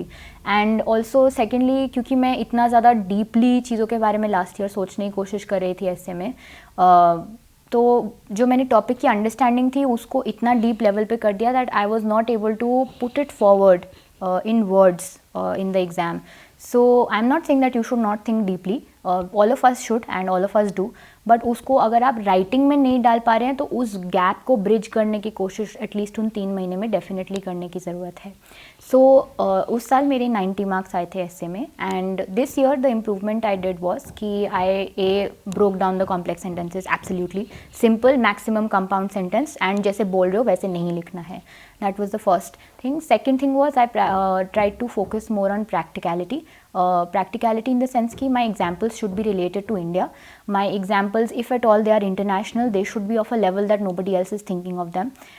Thirdly, जो मेरी reading थी उसको मैंने break down करने की कोशिश की in simple language. So again I made a black notebook for that also and उसमें examples related to topics that generally appear very often. So जैसे हमारा होता है ना कि हम ऑलवेज अप्रॉक्सीमेट करने की कोशिश करते हैं परफेक्शन की तरफ, सो मैंने उसको प्लेटोनेस नाम दे दिया था विच वॉज बेसिकली कि ऐसे examples where people are trying to perfect themself so hard and then उसकी वो जर्नी कैसी है उनकी, what are the things, what are the steps that they are taking, baby steps और large leaps, जो भी उनका हो रहा है उसको थोड़ा डायग्रामेटिकली बनाकर वहीं पर स्पोक्स बनाकर एग्जाम्पल्स लिख लिए ताकि वहाँ पर जब मैं सोच रही हूँ, जब मैं अपना पूरा पैराफर्नीलिया रेडी कर रही हूँ, so I am able to do that properly.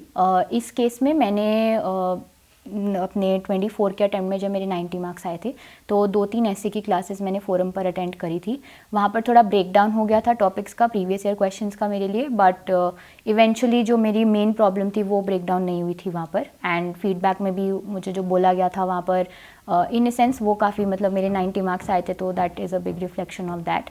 उस साल के नोट्स जो फोरम ने हमें दिए थे वो मैंने रखे थे नॉनदलेस, 2-3 टॉपिक्स के मैंने वो इस साल यूज़ भी किए थे in my own notes. And apart from that, Kazi sir is the differentiator between the previous attempt and this attempt.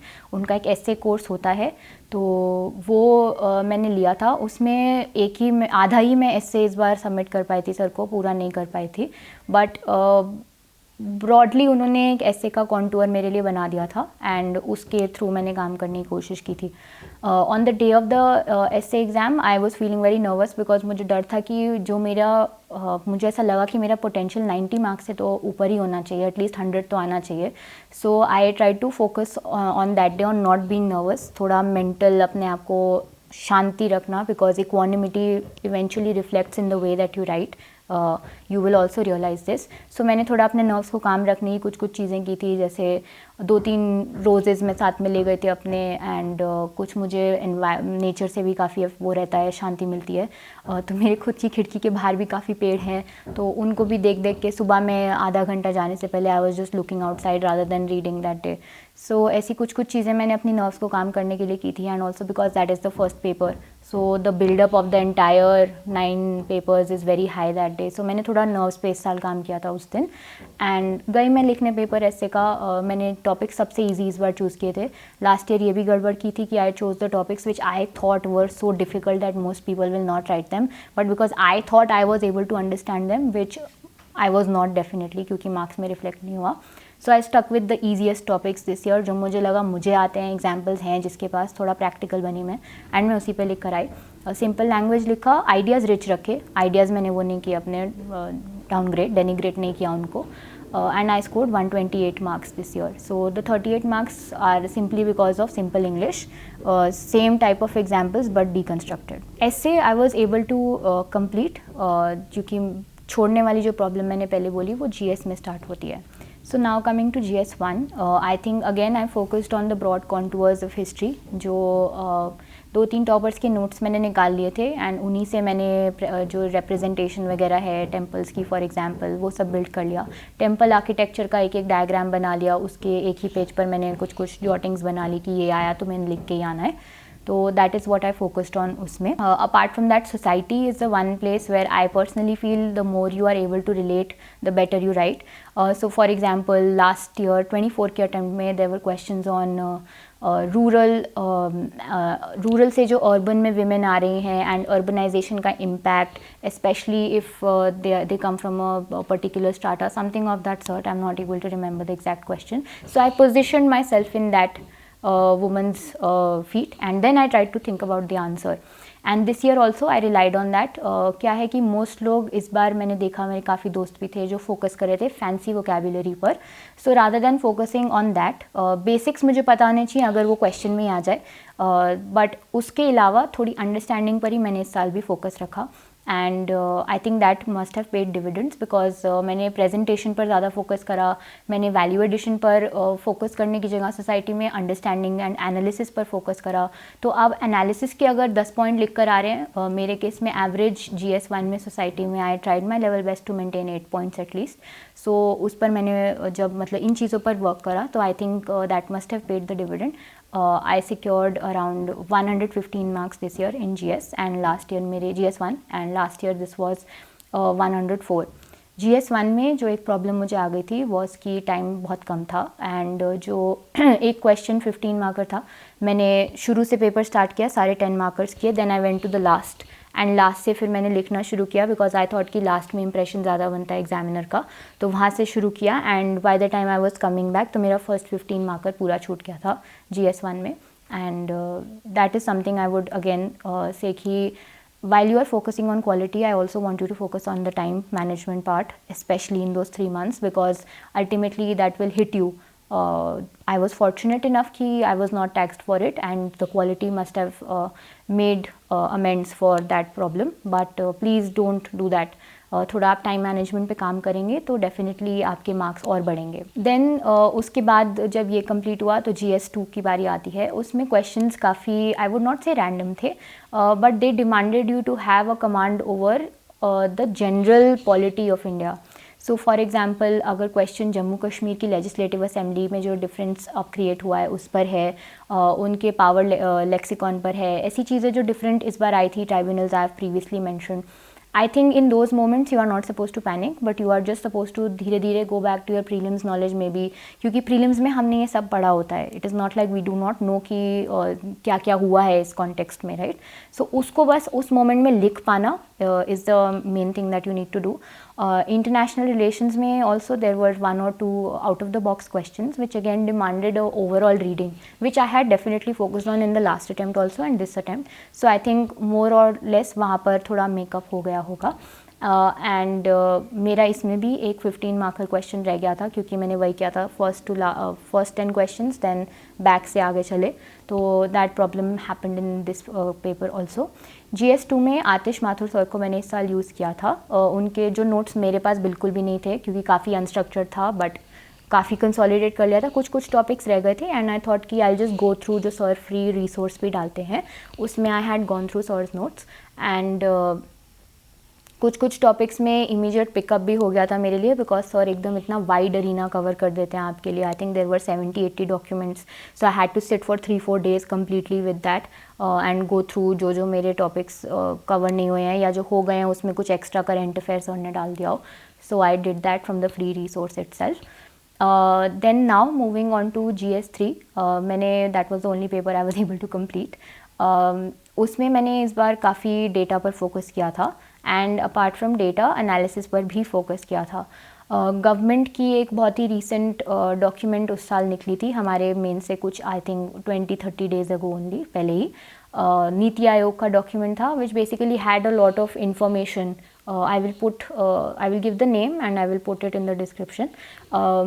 उसमें बेसिकली सारे जो टॉपिक्स हैं कोऑपरेटिव से लेकर विमेन एम्पावरमेंट से लेकर जो आपका वल्नरेबल सेक्शंस हैं उससे लेकर everything was covered. So whatever schemes जो आई थी with data banking, with understanding कि क्यों किया था गवर्नमेंट ने इन द फर्स्ट प्लेस, कि पहले क्या सिचुएशन थी अब क्या है. So that way you are getting the real जो सिचुएशन है उसका डेटा भी मिल रहा है, दूसरा गवर्नमेंट का पर्सपेक्टिव भी मिल रहा है, तीसरा जो अब हो गया है व्हाट हैज़ इम्प्रूव्ड वो मिल रहा है, एंड फोर्थ आपको वे फॉरवर्ड भी मिल रहा है कि अब क्या गवर्नमेंट अचीव करना चाहती है, what are the targets for 2030, 2047, everything was given.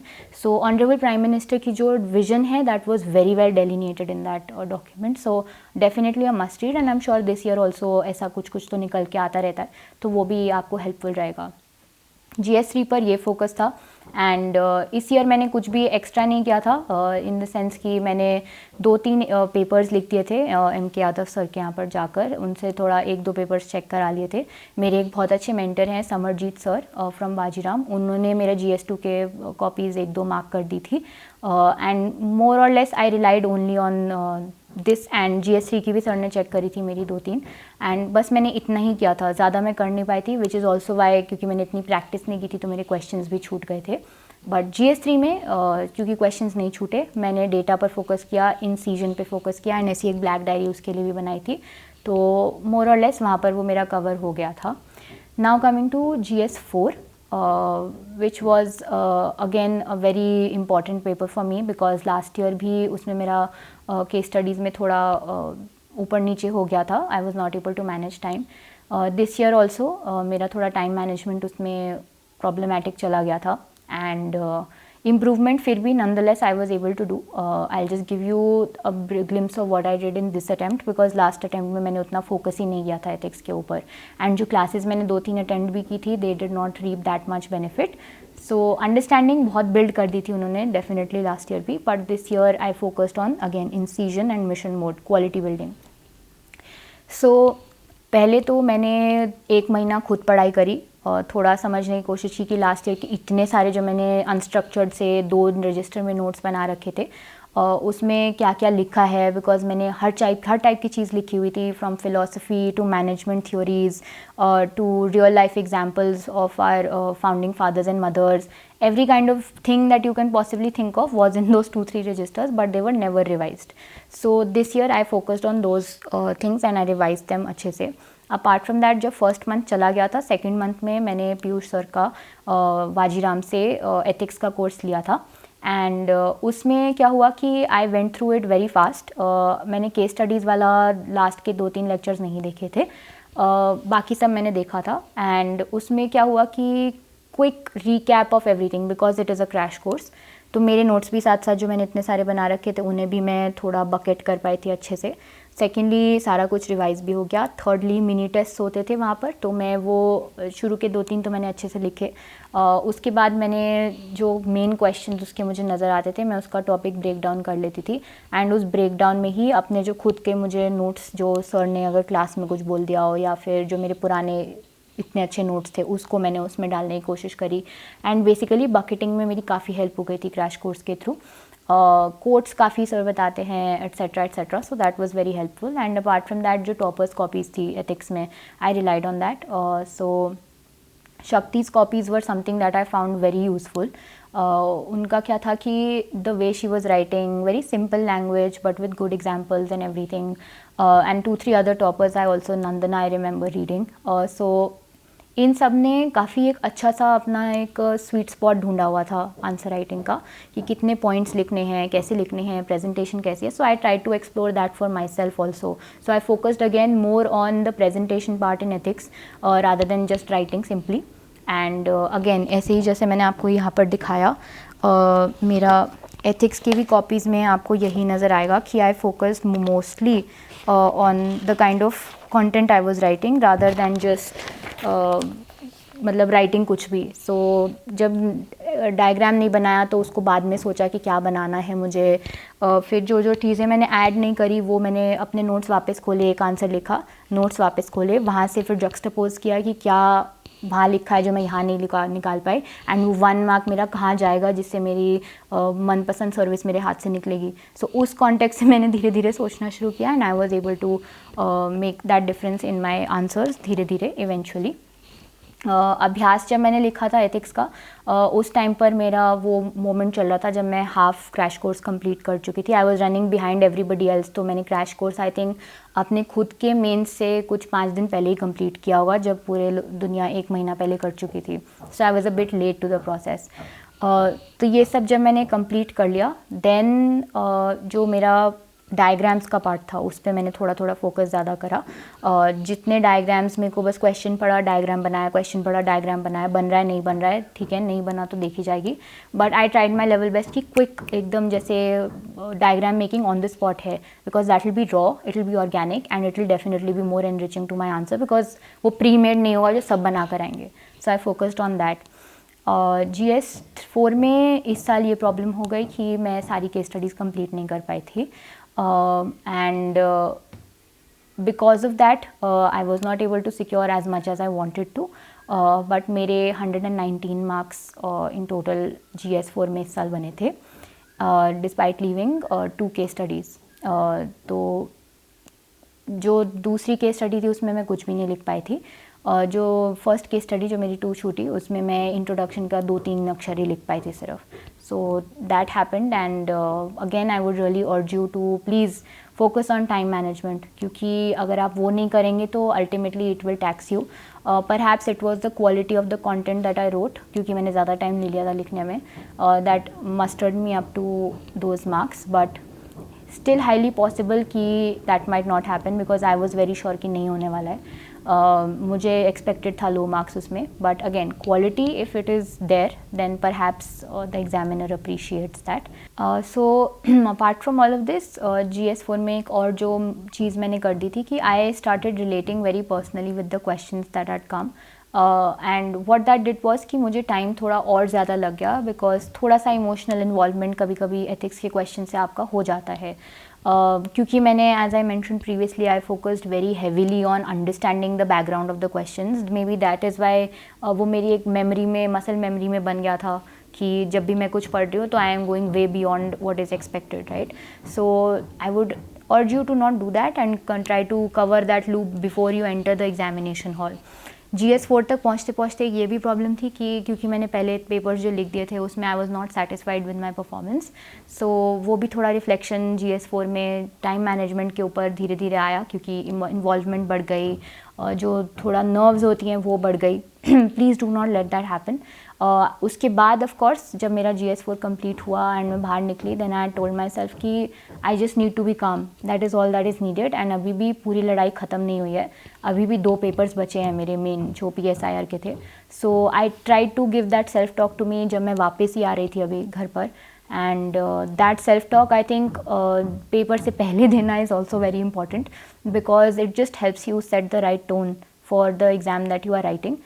शुरू में ऑफ कोर्स एथिक्स जब मैंने लिखना ही शुरू किया था अभी पेपर, तब तो मैंने केस स्टडी से ही स्टार्ट किया था। 2 केस स्टडी करने के बाद I had gone to writing all the शुरू के क्वेश्चंस, बट वो टोन पूरे पेपर के दौरान आपने बना कर रखनी है। वो एक लाइन कोई भी आप दिमाग में रख लीजिए कि आई हैव गॉट दिस या something of that sort which pushes you, and उसको जब भी पेपर में आपको हल्का सा ऊपर नीचे फीलिंग आ रहा हो अंदर से, just keep that very close to your self.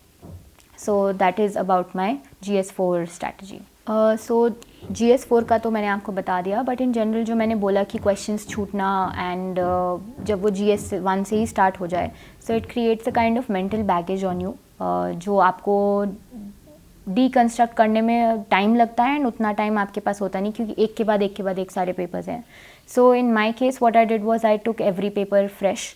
Last year भी जो जिन पेपर्स में मुझे थोड़ा मेरे क्वेश्चंस छूट गए थे या फिर जहाँ मुझे लग रहा था कि मैंने अच्छा नहीं किया है, वहाँ पर मतलब I had written some answers well and थोड़े कुछ आंसर्स जो मैंने ठीक नहीं लिखे थे, मोस्ट आंसर्स उस पेपर में मैं अच्छे लिख कर आई थी।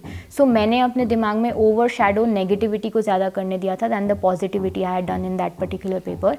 This year I had told myself कि पेपर कंप्लीट होने के बाद वो चैप्टर एंड हो चुका है, it is now history and I can not change it. So I just went continuously at it, एक के बाद एक जो हो रहा है अब ठीक है, हमने पहला अपना पूरा ट्राई किया था, we gave it our best. In hindsight all of us have lessons, so that those are the lessons I am giving to you as much as I can from my experience.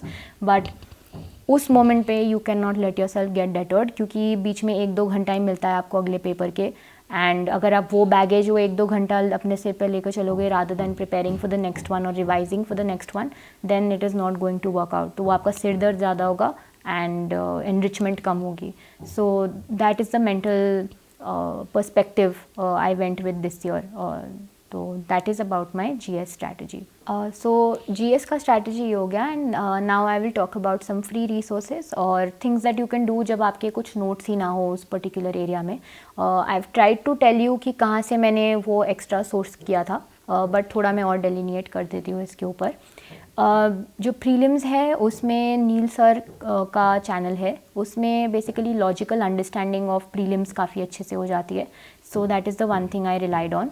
उनका interview में भी एक use आया था कि 3-4 discussions वो करते हैं जब आपका इंटरव्यू प्रोसेस जब स्टार्ट होता है, उससे आप एकदम ओपन अप हो जाते हो। तो last year I had use that, this year I could not, time नहीं था मेरे पास, बट लास्ट ईयर मैंने उसे यूज़ किया था and I made some very good friends also there who still are my friends. And apart from that I think कोई भी अगर आपके पास टॉपिक नहीं है फॉर एग्जाम्पल करा हुआ, तो पहले तो मैं अपने लैपटॉप पे खोलती थी, लेफ़्ट साइड में मैंने गूगल खोल के रखा है और राइट साइड में गूगल डॉक खोल लिया, एंड लेफ़्ट में जो भी आपका टॉपिक है उसको सर्च किया।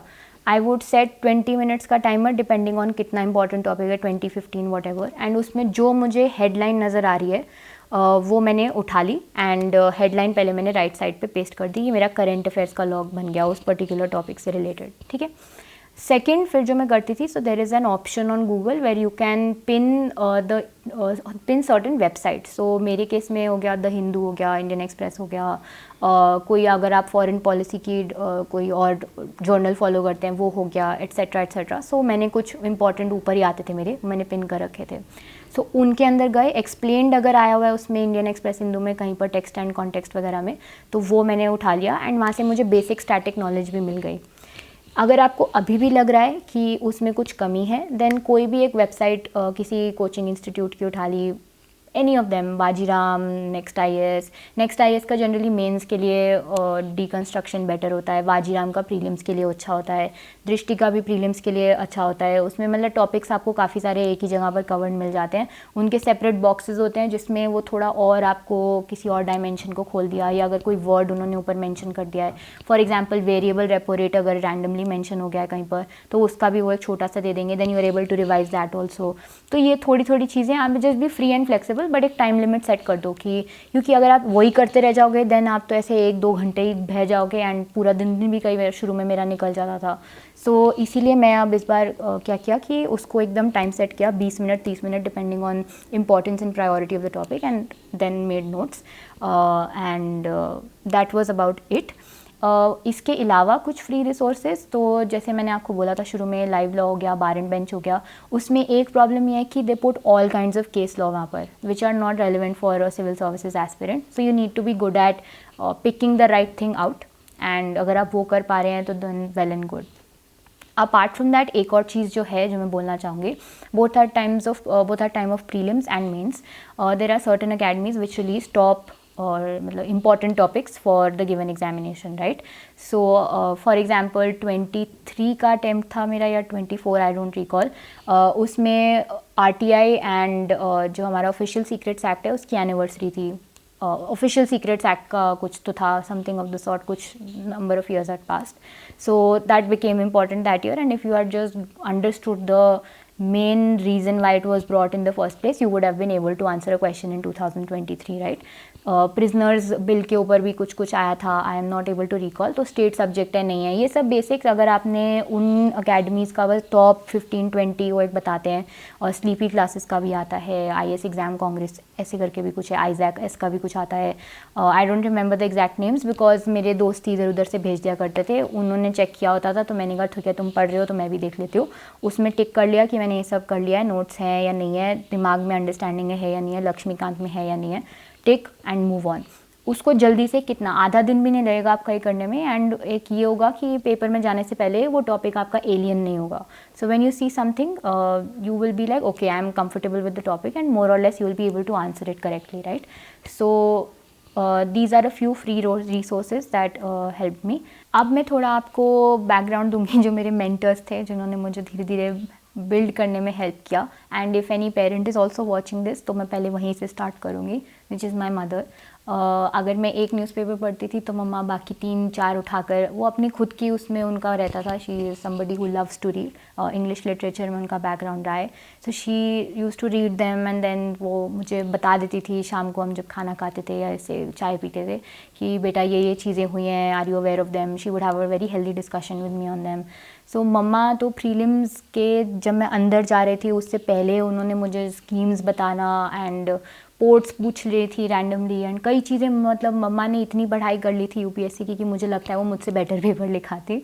So I am very very very immensely thankful to मम्मा। उन्होंने पूरा जितना वो अपना टाइम दे सकती थी मुझे, अपना खुद का सैक्रिफाइस करके शी डिड दैट। तो ऐसे अगर कोई पेरेंट देख रहा हो तो you should always stand I think by your child, specially in times of uncertainty, because क्योंकि हम लोग कई बार उतना फार साइटेड नहीं होते हैं कि हम समझ पाएँ कि ये कोई चीज़ अभी जो हम कर रहे हैं वो ठीक है या नहीं है। तो मम्मा का वो कैरेट एंड स्टिक अप्रोच रहता था कि जब मैं कुछ अच्छा कर रही हूँ वो हमेशा मुझे इंसेंटिवाइज करती थी, एंड अगर मैं कुछ गलत कर रही हूँ तो मुझे डांट भी इक्वली नंबर की पड़ती थी। सो all of that healthy balance that my home had and I had the privilege of having was because of mama, because she always stood like a wall. जब मैंने जॉब भी छोड़ने का डिसीजन लिया था तब भी मम्मा always stood by me कि ठीक है अभी बहुत अनसर्टेन हो गया है सब कुछ randomly, so just having somebody believe in you I think is very important. Secondly my friends which I have mentioned, Ayush, a very good friend, ऐसे लोग जो आपके साथ हमेशा खड़े रहते हैं, क्वेश्चन सॉल्व करने से लेकर just having that moral support in the background is very helpful, so very thankful to my friends. Then my mentor from college professor Sanjay Rao आइडे, जो मुझे फर्स्ट ईयर से जानते हैं and always believed in me and in fact was the one who nudged me काफ़ी बार कि बेटा प्लीज़ सिविल सर्विसेज दे देना, जब मैं बाकी चीज़ें जब ट्राई कर रही थी UN वगैरह एंड थोड़ा मेरा उनको लगा कि डाइवर्ट हो रही है एनर्जीज़. सो हमेशा वो होता है एक एंकर जो आपको वापस लेकर आता है. तो मेरे केस में सर थे. मेरा फ़िलासफ़ी में इंटरेस्ट जो डेवलप किया, overall understanding of the Indian polity जो डेवलप करी, of the society in general, not because of the paper but in general because he wanted to impart those lessons to his students. That was very helpful. Samarjit sir, who teaches at Vajiram and started helping me, in fact helped me out of sheer volition and not just transactional buy or take of courses. तो sir teachers at Vajiram and I remember first time मैं उन्हें ऐसे ही randomly मिल गई थी and he was discussing कार्डर preferences during interview process of 2024 and I just went ऐसे ही क्योंकि मैं IGP में एडमिशन लेने गई थी उस टाइम. एंड सर उस टाइम उन्होंने जब डैफ वगैरह देखा, जो उसकी इंसाइट्स थी, they really help me during the interview process as well. So such people who stand by you, MK Yadav sir, and थोड़ा मतलब आपको नज करते हैं, कम बात होगी बट आपको नज करते रहते हैं कि मतलब अच्छा होगा, you should be positive. So these kind of people really have that kind of umbrella रखते हैं वो एक स्कॉचिंग हीट में आपके ऊपर, where you are able to at least think with sanity कि कुछ पॉसिबल है पॉजिटिव होना फ्यूचर में, even when the most torrential of waters are taking over your life, which you do not tell the public, which you do not tell everybody, but वो कुछ close mentors को ही पता होता है कि आप क्या अंडरगो कर रहे हो. सो very thankful to all of these people who mentored me and really helped me and will help me after when I start off with the actual journey. So very thankful to them. So कुछ basics जो answer writing के होते हैं मैं उनको एक बार आपके लिए कवर कर देती हूँ. द फर्स्ट थिंग इज़ कि there is a way that you write an answer. 2 pages 3 pages होते हैं आपके पास depending on the marks. Introduction, body, conclusion. ठीक है. Introduction and conclusion last year मैंने 24 के अटेम्प्ट में काफ़ी बड़ी बड़ी कर दी थी, थिंकिंग कि उसमें मेरी अंडरस्टैंडिंग रिफ्लेक्ट हो जानी चाहिए with context with current affairs. This year I focused again on incision. मैंने उसको छोटा किया, 3 लाइन मैक्सिमम होनी चाहिए. बहुत रिच होनी चाहिए कि कोई रिपोर्ट डाल दी, कोई डेटा सेट डाल दिया, something of the sort. And conclusion में वे फॉरवर्ड में ही कोई कमिटी मालूम है, कुछ रिसेंट हैपनिंग ऐसी आसपास हो रही है which shows us a way forward और something that gives us a bigger insight into why certain things are happening. So I focused on that in terms of conclusion. Body में I try to unfold more dimensions, which is to say कि एक तो brick हो गई आपकी कि आपने 1 से 8 या 1 से 7 या 1 से 6 पॉइंट लिख दिए. उसके अंदर भी एनरिचमेंट काफ़ी इंपॉर्टेंट है मेरे हिसाब से कि नंबर ऑफ पॉइंट्स की जगह जो आप पॉइंट्स लिख रहे हो उसके अंदर आपने वैल्यू एडिशन करी है या नहीं करी है. So if you are just writing 1 line and example out of context, कुछ आपने समझाया नहीं कि क्यों आपने लिखा है, वो मैंने अवॉइड किया था इस अटैम्प्ट में. थोड़ा सा उसका बैकग्राउंड, एक ही लाइन एक्स्ट्रा डाल दी, but just so that the examiner is able to understand ki why that makes sense and whether I have understood the context of whatever I am mentioning. More often than not अगर आपका example unique होता है तो वो सामने वाले को पता ही नहीं होगा, तो आपको थोड़ा मतलब उसको explain करना important है. इसका एक एग्जांपल देती हूँ मैं. एथिक्स में जैसे फॉर एग्जांपल आप इंटेग्रिटी की बात कर रहे हो एंड आपने किसी ऑफिसर का नाम लिखा है, तो ऑफिसर का नाम आपने लिख दिया एक्सपेक्टिंग कि सामने वाले को पता होगा कि वो कौन है, कहाँ से है. आई एम श्योर पता होगा, बट नहीं पता तो आपको वो भी काउंट फॉर करना है. So I would just right कि उन्होंने किया क्या है एंड हाउ दैट से फॉर एग्जांपल रिफ्लेक्ट्स इंटेग्रिटी. तो एक लाइन एक्स्ट्रा वहाँ पर ऐड करना मेरे हिसाब से काफ़ी ज़रूरी है, बिकॉज एग्जाम्पल ऐसे आप टांग नहीं सकते हो सिर्फ. एक तो ये हो गया. Apart from that presentation wise I try to clean my copy up. जब मैंने इस साल अभ्यास लिखा था, मैं अभ्यास इसलिए मेंशन ज़्यादा कर रही हूँ क्योंकि that is the only test I ended up writing in full. So उसको जब मैंने लिखा था तो आई रियलाइज़ कि मेरी हैंड राइटिंग बहुत बड़ी हो गई है क्योंकि नर्वसनेस में मैं बहुत बड़ा बड़ा लिख रही हूँ एंड जो मैंने पेन यूज़ किया था वो बहुत बाउंस कर रहा था on the paper. So I try to avoid that. Jiffy gel I think मैंने उस टाइम यूज़ किया था. Then I also tried V5, then I tried V7. Ultimately it all boiled down to Reynolds का एक 10 रुपीज़ का pen. मैंने कई जेल पेन्स ट्राई किए and ultimately it boiled down to 1 pen. And basic सा pen जो आपकी hand writing को थोड़ा साफ रखता हो, मोटा ज़्यादा ना हो, पीछे उसका वो ना छूट रहा हो. बॉल पेन में ये प्रॉब्लम रहती है कि आप जब लिखो तो वो थोड़ा थोड़ा हार्ड करके लिखना पड़ता है एंड देन वो पीछे छूट जाता है and that gives a very untidy effect. So I did not use a ball pen.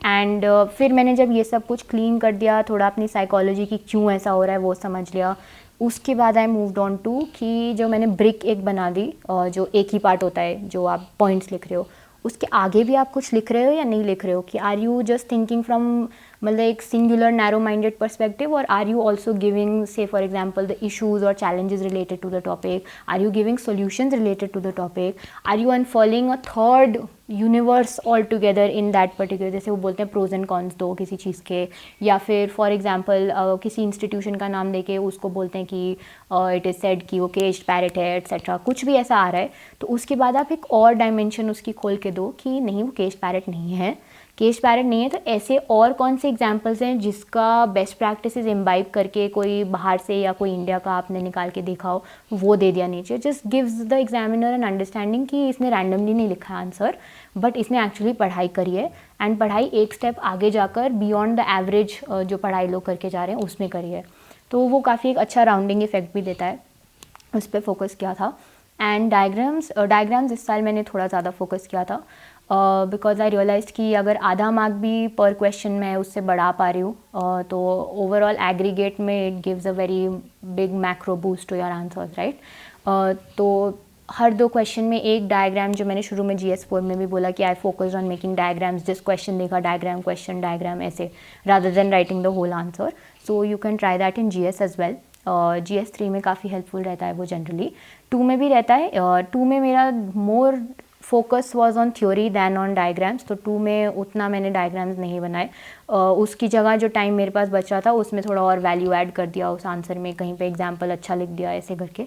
GS1 में again diagrams really help, geography can not be done without a diagram, so all geography questions must have a diagram, whether that is a map और you are drawing the layers of the earth, और कुछ भी आप बना रहे हो, volcano पर question है, what ever it is, cyclone, diagram must in geography, world and Indian both.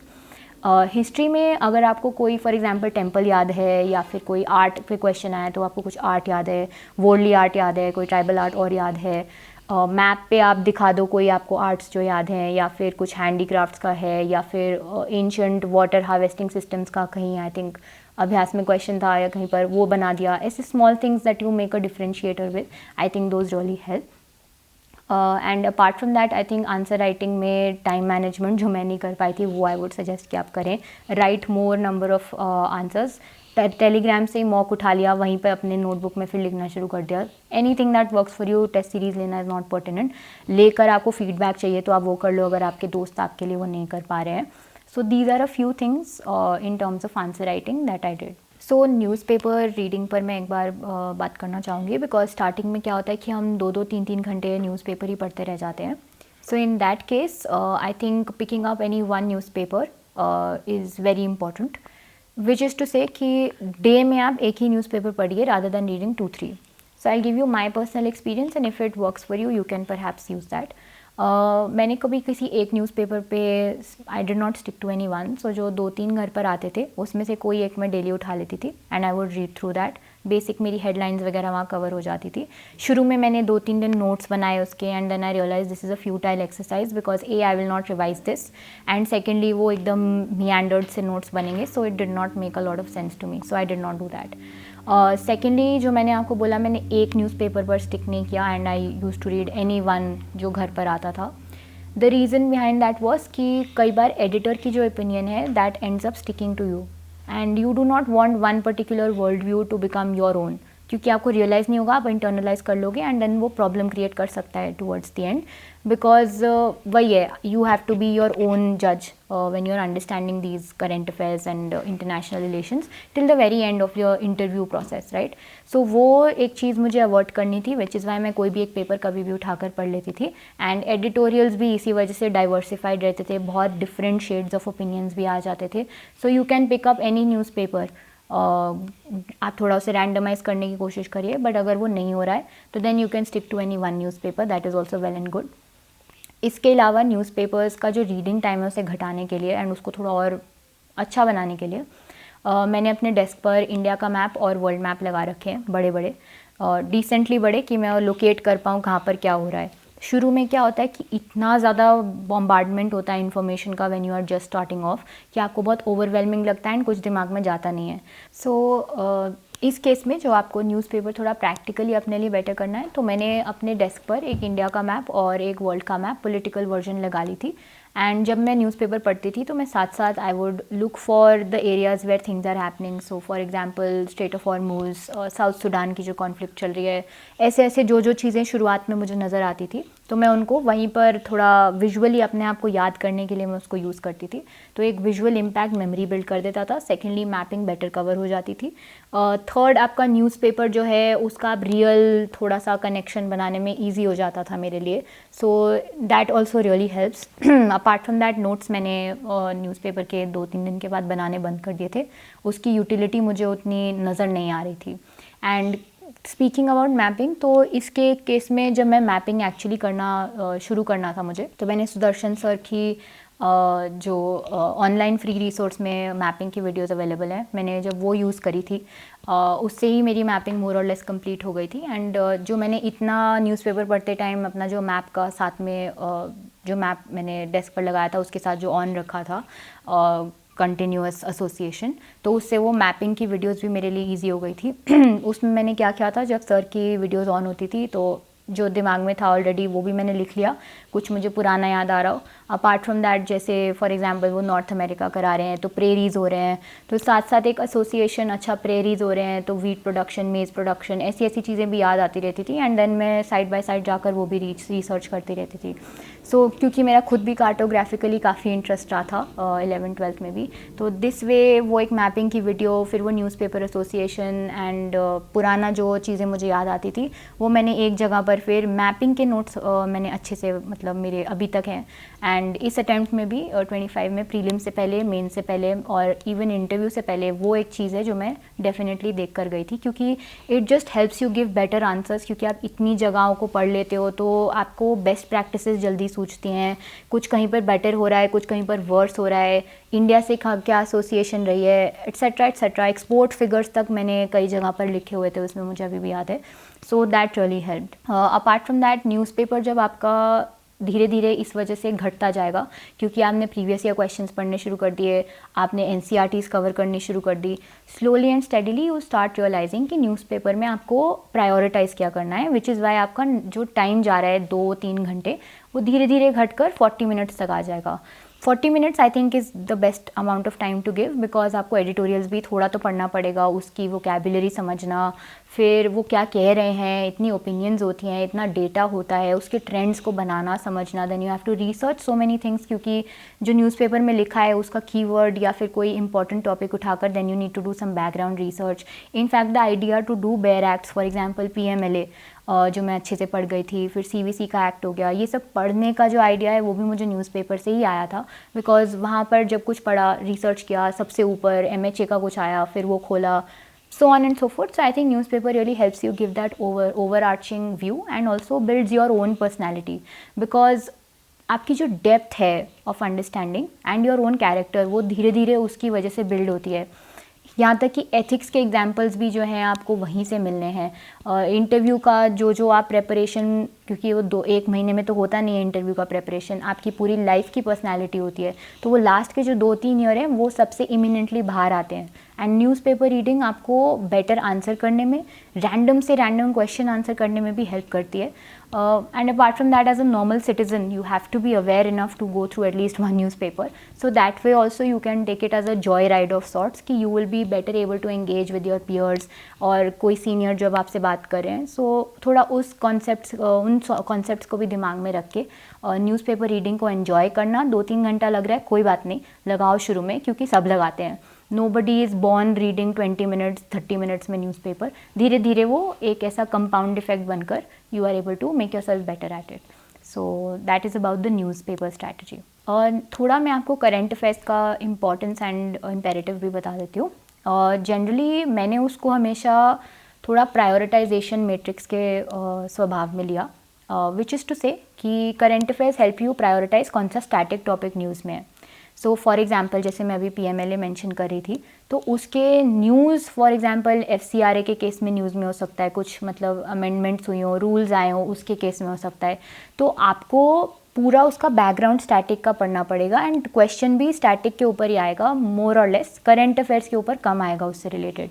अगर रूल्स चेंज हुए हैं किसी चीज़ के या आईटी के फॉर एग्जांपल नए रूल्स आए हैं तो आपको इनकम टैक्स इन जनरल पता होना चाहिए, डायरेक्ट टैक्स होता क्या है वो पता होना चाहिए, उसका इंसिडेंस किस पे आता है ये पता होना चाहिए। तो बस मैंने एक वो नए रूल्स जो आए हैं वो उठाया न्यूज़पेपर से एंड देन मैंने उसका पूरा नीचे तक बैकग्राउंड रिसर्च किया। सो वो एक प्रायोरिटी जो मेरे दिमाग में डायरेक्ट टैक्स की इस साल बनी है वो करंट अफेयर्स की वजह से बनी है, तो उस वे में उसको लेना थोड़ा ज़्यादा इंपॉर्टेंट है। एंड देन सेकेंडली कुछ टॉपिक्स ऐसे हैं जो होते ही सिर्फ करंट अफेयर्स के हैं। फॉर एग्जांपल अभी यूएनईए का रीसेंट असेंबली कौन सा हुआ, कौन सी नई स्पीशीज़ अभी फाउंड हुई हैं, न्यू टेक्नोलॉजीज जैसे क्रिस्पर एक पॉइंट पर करंट अफेयर था एंड देन उसके बाद अब वो एक स्टैटिक का पार्ट बन गया एंड उसके ऊपर जो नई टेक्नोलॉजीज आ रही हैं those are the ones you read as current affairs.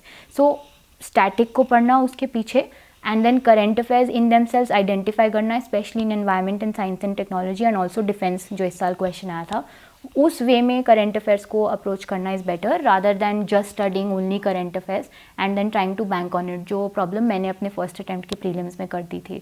So that is my bit on approach towards current affairs.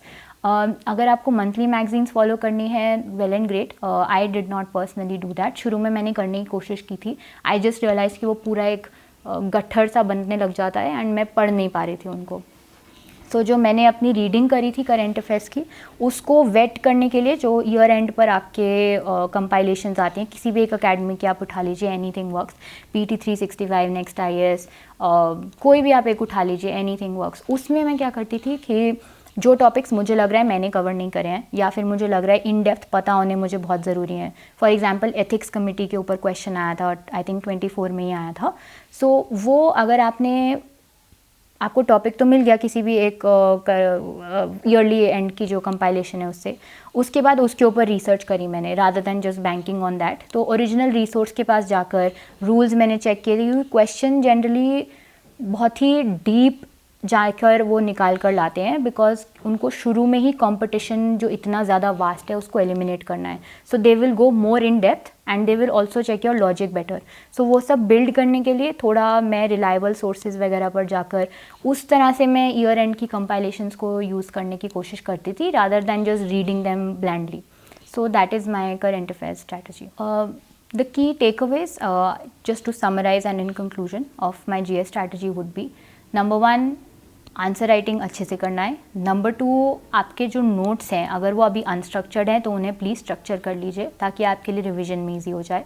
thirdly, time management is very crucial. जब आप पेपर्स लिखने शुरू करते हैं थोड़ा शुरू में अपने आप को टाइम दीजिए but eventually you should be able to complete them in 7 minutes and 15 markers का जो आप डेडिकेटेड 10-11 minutes देते हैं वो।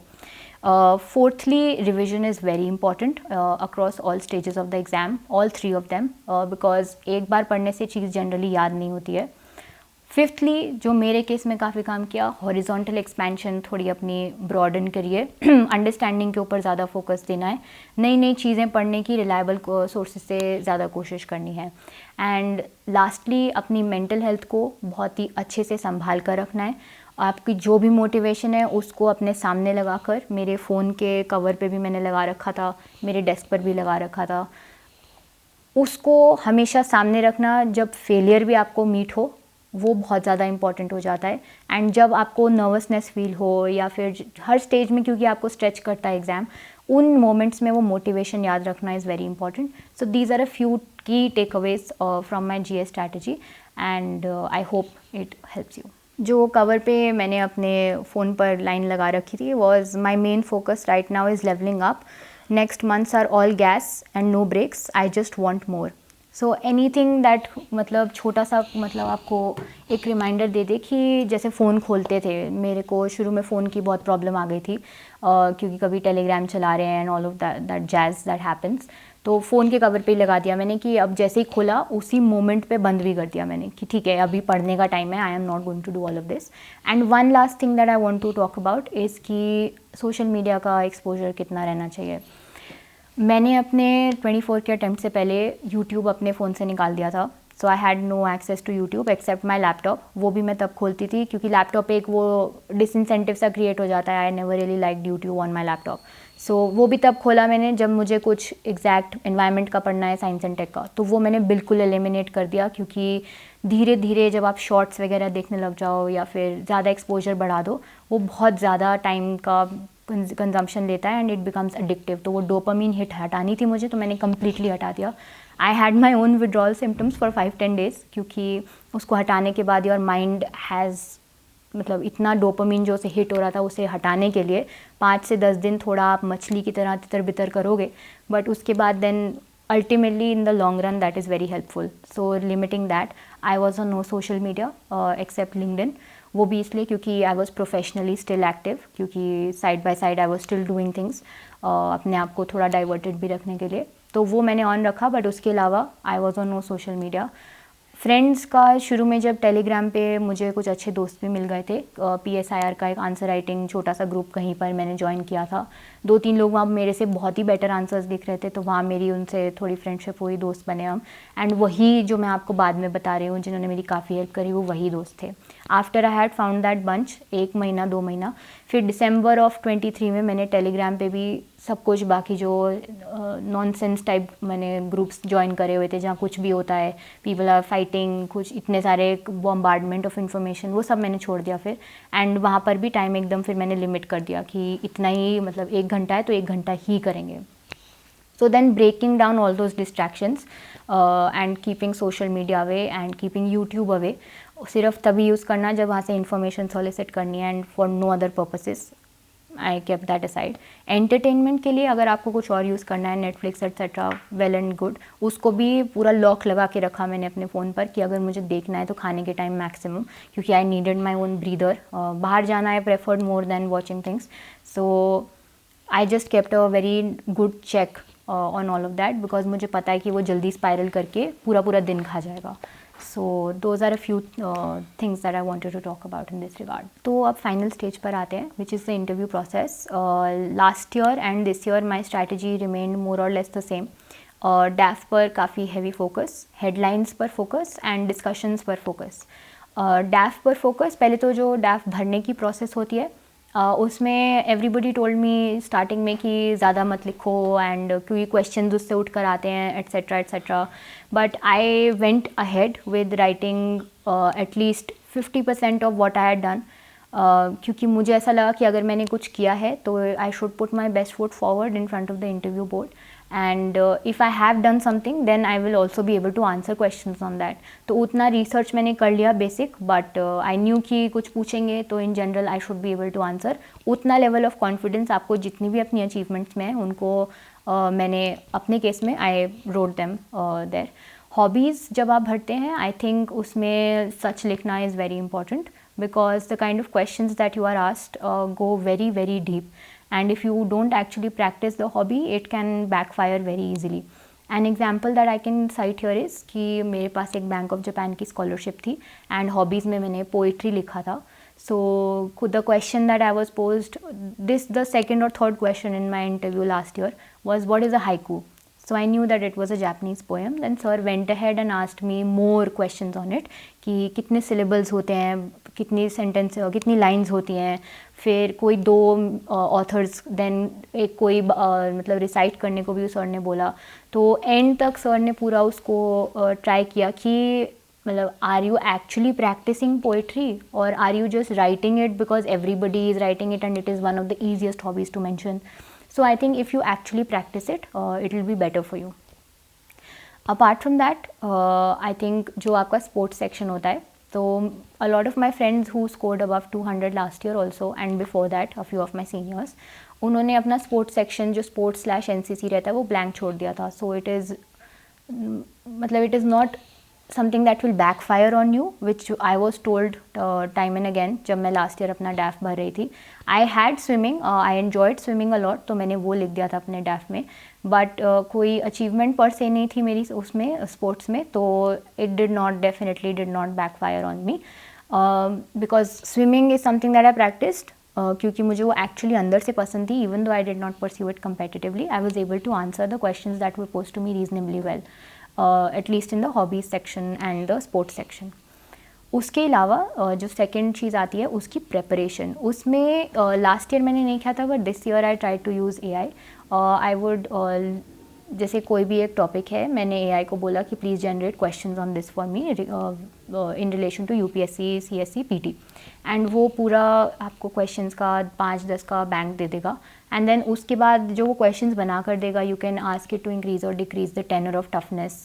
तो वो मैंने किया, पहले इजी, देन मिड, देन काफ़ी ज़्यादा टफ क्वेश्चंस, एंड उसी से फिर खुद बैठ के पब्लिक एडमिनिस्ट्रेशन के क्या मेरे डिडक्शंस हैं, फ्रॉम से ट्रैकिंग टू स्विमिंग टू कुछ भी आपने जो भी लिखा है, अपना एनवायरनमेंट रिलेटेड कुछ लिख दिया, कोई कॉन्फ्रेंस अटेंड करी है, कहीं पर काम किया है, all of that, and then relating that to public administration and how you will use that in the civil services if at all you are selected. I think that creates a differentiator because then you also understand the hobby का nuance in real life, क्योंकि हर चीज़ से हम कुछ derive करते हैं। For example, अगर आप मुझसे पूछो तो अगर मुझे poetry बोला जाए, so poetry really helps you look at what is imminent to you, जो आगे है, एंड उसके बियॉन्ड जो चीज़ें हैं उसको थोड़ा फिलोसफाइज कर पाना, ह्यूमन नेचर के पर्सपेक्टिव से समझ पाना, ऐसी ऐसी चीज़ों में मेरे कई सारी हॉबीज़ ने मुझे हेल्प किया था। तो that is how I approached all of this part. डैफ की प्रिपरेशन एंड AI का यूज़ मैंने आपको बता दिया है। And apart from that, having discussions with myself on it. This year this is something I focused on more. Number of mocks मैंने काफ़ी reduce कर दिए थे because I realized कि बस मुझे opening up के लिए ही mocks की ज़रूरत है। More often than not, what happens is that when you go for mocks, वो एक hammer सा, not all of them but some of them, वो एक hammer सा होता है जिसमें आपकी personality को वो लोग कुछ लोग ज़्यादा मतलब हिट करने की कोशिश करते हैं, कुछ कम, बट जो अल्टीमेट चिजलिंग ऑफ योर पर्सनैलिटी है वो आपको खुद ही करनी है। So the main aspect of interviews, mock interviews is कि जो आपको रिकॉर्डेड वीडियो वापस मिलती है उसको देख पाना एंड उससे खुद देख पाना कि मैं कितने मार्क्स दूँगी खुद को। सो उसको थोड़ा मैंने अच्छे से फीडबैक जो लास्ट ईयर मुझे मिले थे उनको मैंने इम्बाइब किया। I try to understand my own deficiencies. I realise कि जो मेरी कम्युनिकेशन है, जब मैं काफ़ी तेज़ बोलती हूँ या फिर I communicate with heavy English, then it might come forward as arrogant और it might come forward as मतलब उन्हें लगता है कि डिसरिस्पेक्टफुल हो रहा है। And I worked on those feedbacks, I took them in my favour. And उसके अलावा भी जो मुझे चीज़ें लग रहा था कि मेरी ओरिजिनलिटी है, ऑर्गेनिक है, आई did not let them go, because ultimately आपकी पर्सनैलिटी का टेस्ट है। जो मॉक इंटरव्यूज़ में आपको पर्सनैलिटी बनाई गई है वो टेस्ट नहीं है। एंड उसके अलावा भी when you enter the room, मेरे साथ दोनों टाइम हुआ जब मैंने इंटरव्यू रूम एंटर किया, both those times genie of 3-4 years ago came out. Knowledge थोड़ी ज़्यादा होगी, वो डेफिनेटली पॉसिबल है, बट जो मेरे आंसर्स थे, the way I was thinking, वो वही जीनिया थी जो 3-4 साल पहले थी, बिफोर प्रेपरेशन इवन स्टार्टेड। सो ये सब आर्टिफिशियलिटी को आपको साइड में रखना ज़्यादा इम्पॉर्टेंट है। खुद के एथिक्स को प्रैक्टिस आप कैसे करते हैं इन रियल लाइफ, वो समझना ज़्यादा इम्पॉर्टेंट है। तो सिचुएशंस, फॉर एग्जांपल, मैंने नोटिस किया था जब ट्रांसक्रिप्ट्स आनी शुरू हुई थी कि इस साल सिचुएशंस पर काफ़ी उन्होंने इम्पेटस डाला है। तो whether that is in terms of if you are and for example अगर आपका कोई सीनियर ऑफिसर या जूनियर है जो करप्शन में पार्टेक कर रहा है तो आप क्या करोगे, या फिर कुछ बहुत स्पेसिफिक दे दिया फॉरेस्ट रिलेटेड, कई ट्रांसक्रिप्ट्स मैंने ऐसी देखी थी। So I try to think from that perspective. Apart from that, थोड़ा अपने आप को, दिमाग को पोजीशन करने के लिए in alignment with how the government thinks and being able to, if at all ask such questions, constructively give feedback on any of the schemes that are there, अपने हम्बल जो हमारी अंडरस्टैंडिंग रहती है उस case में। तो मैंने थोड़ी बुक्स और ज़्यादा अपनी इस साल पढ़ने की कोशिश करी थी, लास्ट ईयर भी मैं पढ़ कर गई थी। So anything related to the Amritkaal, Viksit Bharat के खुद के वो गवर्नमेंट के documents, what this does is कि आप जब वहाँ पर बोलते हो तो आप गवर्नमेंट के अंदर हो, ऐसे बोलते हो, and that is what ultimately you are positioning your self to become. So that also मेरे को काफ़ी उसने हेल्प किया। So I would suggest you do that too. Apart from that, I am somebody who really enjoys reading, so I also increased my reading of Indian authors, Rabindranath Tagore and ऐसे कई सारे जो last year भी किया था, इस year भी किया, एंड पोइट्री में भी उनका काफ़ी मेजर मेरे ऊपर इन्फ्लुएंस रहा है। So I focused on that also. Apart from that, now coming to how you tackle the discussion part, जो इंटरव्यू में आप जब एंटर करने वाले होते हो तब जो होती है, डिस्कशन को आपने अपनी स्ट्राइड में लेना है, उसको कॉन्वर्जेशनल बनाना आपके ऊपर नहीं है. आई थिंक वो that is more on the members how they want to position it, because last year उतना कॉन्वर्जेशनल नहीं था मेरा interview, this year it was more conversational. So trying to just be at one, be at ease with जो वो पूछ रहे हैं, and respectfully, क्योंकि वो आपसे सीनियर है, उनके पास इतना एक्सपीरियंस है, बिना बिल्कुल भी ब्लफ किए उनको हर चीज़ जो आपको नहीं आती उसमें आप एक्सप्लिसिटली बोल दीजिए I do not know sir but I will read up on it और something of the sort, whatever you want to make your reply. But be very frank there, be honest to your self and to whatever question you are being asked, and to the point simple answer करना. वो मैंने धीरे धीरे अपना build किया था. To the point मैं शुरू में नहीं कर पा रही थी, but I tried my level best कि विद कॉन्टेक्स्ट, जो कॉन्टेक्स्ट है वो मैं अपना जो असर्शन दे रही हूँ उसके बाद डालना. फॉर एग्जांपल फिर एक एग्जांपल भी दे देना साथ में. ऐसे मैंने थोड़ा थोड़ा इस साल स्पेशली ट्राई किया था, so that I am able to maintain the last years marks और perhaps even increase them. So those were a few things in terms of current affairs. Again Dipin sir पे मैंने रिलाई किया था, क्योंकि वो काफ़ी जो ओवर आर्चिंग होता है इंटरव्यू का पैराडाइम उसको वो कवर करते हैं. And sir gives a lot of question answers and answers भी वो आपको रट्टे मारने वाले नहीं देते हैं. वो आपको थोड़ा अंडरस्टैंडिंग देने की ज़्यादा कोशिश करते हैं कि this is how your brain should be thinking. For example foreign policy question में strategic thinking is more important. मुझे वो बिल्ड करने में थोड़ा टाइम लगा था, क्योंकि मेरी जो रीडिंग थी वो बहुत थियोरेटिकल थी and I was not able to communicate it, क्योंकि आपके दिमाग में काफ़ी चीज़ें चलती हैं and then being able to bring that out within that instant in the starting is very difficult, which is why starting की mock interviews में थोड़ा मुझे वो upset feel हुआ and I tried to work on it. Sir ने उसमें काफ़ी help करी. लास्ट ईयर मैं उतना अच्छे से नहीं कर पाई थी उनका इंटरव्यू भी, इस साल मैंने इंटरव्यू के नोट्स बनाए थे उनके अच्छे से. अपार्ट फ्रॉम दैट न्यूज़पेपर कोई भी आप एक पढ़ लीजिए, and again my mom was very helpful. उन्होंने काफ़ी जो दूसरे न्यूज़पेपर्स में आता था वो मम्मा बता देती थी. एंड टेलीग्राम पे भी मैं श्री राम IAS का जो फ्री डलता है डेली न्यूज़पेपर का वो फॉलो कर लिया. फिर महेश भागवत सर हैं, उनका थोड़ा बहुत देख लिया कि वो करंट अफेयर्स काफ़ी डालते थे सर, सो वो मुझे काफ़ी हेल्पफुल रहा. फिर पर्सनल इंटरेक्शन में 2-3 मॉक इंटरव्यूज़ जो मैंने दी थी, नेक्स्ट IAS पे हो गया, एंड मतलब 2-3 जगह जो मैंने दी थी दोज वर हेल्पफुल, संकल्प वॉज हेल्पफुल. इन सब जगह पर जो रिलायबल इंस्टीट्यूशंस हैं मैं वहाँ पर गई. And this is also something I want to talk about, क्योंकि लास्ट ईयर नाम कहीं और का एंड इंटरव्यू कहीं और होना, देन वो रिकॉर्ड हो रही है एंड आपको एक्सेस नहीं दिया जा रहा है, देन अल्टीमेटली वो बाहर भी आ रही है interview and you are not being asked for consent etcetera. So that is something that I don't want anyone else to undergo, because it ultimately creates a problem for you, right.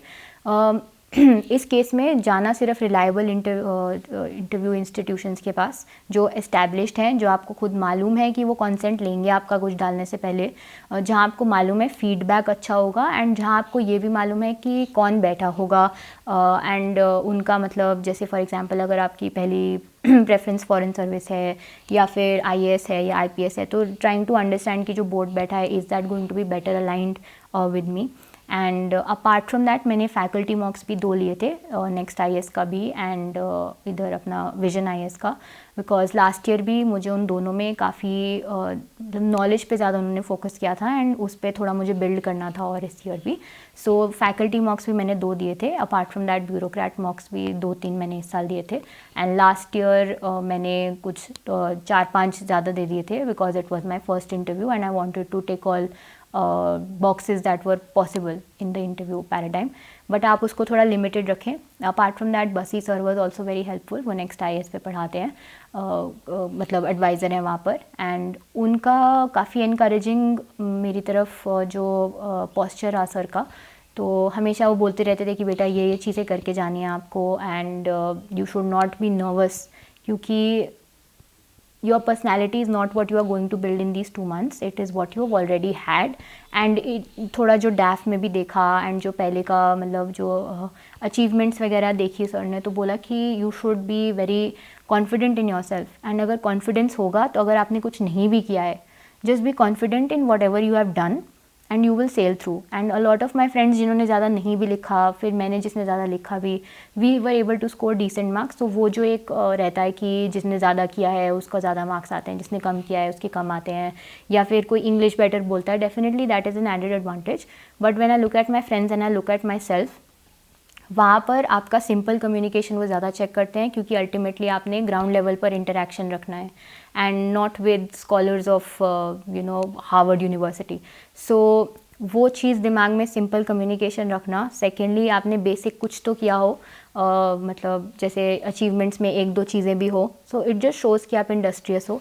ये सब कुछ दिमाग में रख के अपना डैफ भरना, अपने आपको प्रिपेयर करना, एंड एक नैरेटिव अपना खुद का बनाकर जाना इंटरव्यू में, कि I want to position myself as somebody who is confident, who is hardworking and will go the extra mile, somebody who is very heavily invested in say social development, and मैंने वो काम करके दिखाया है.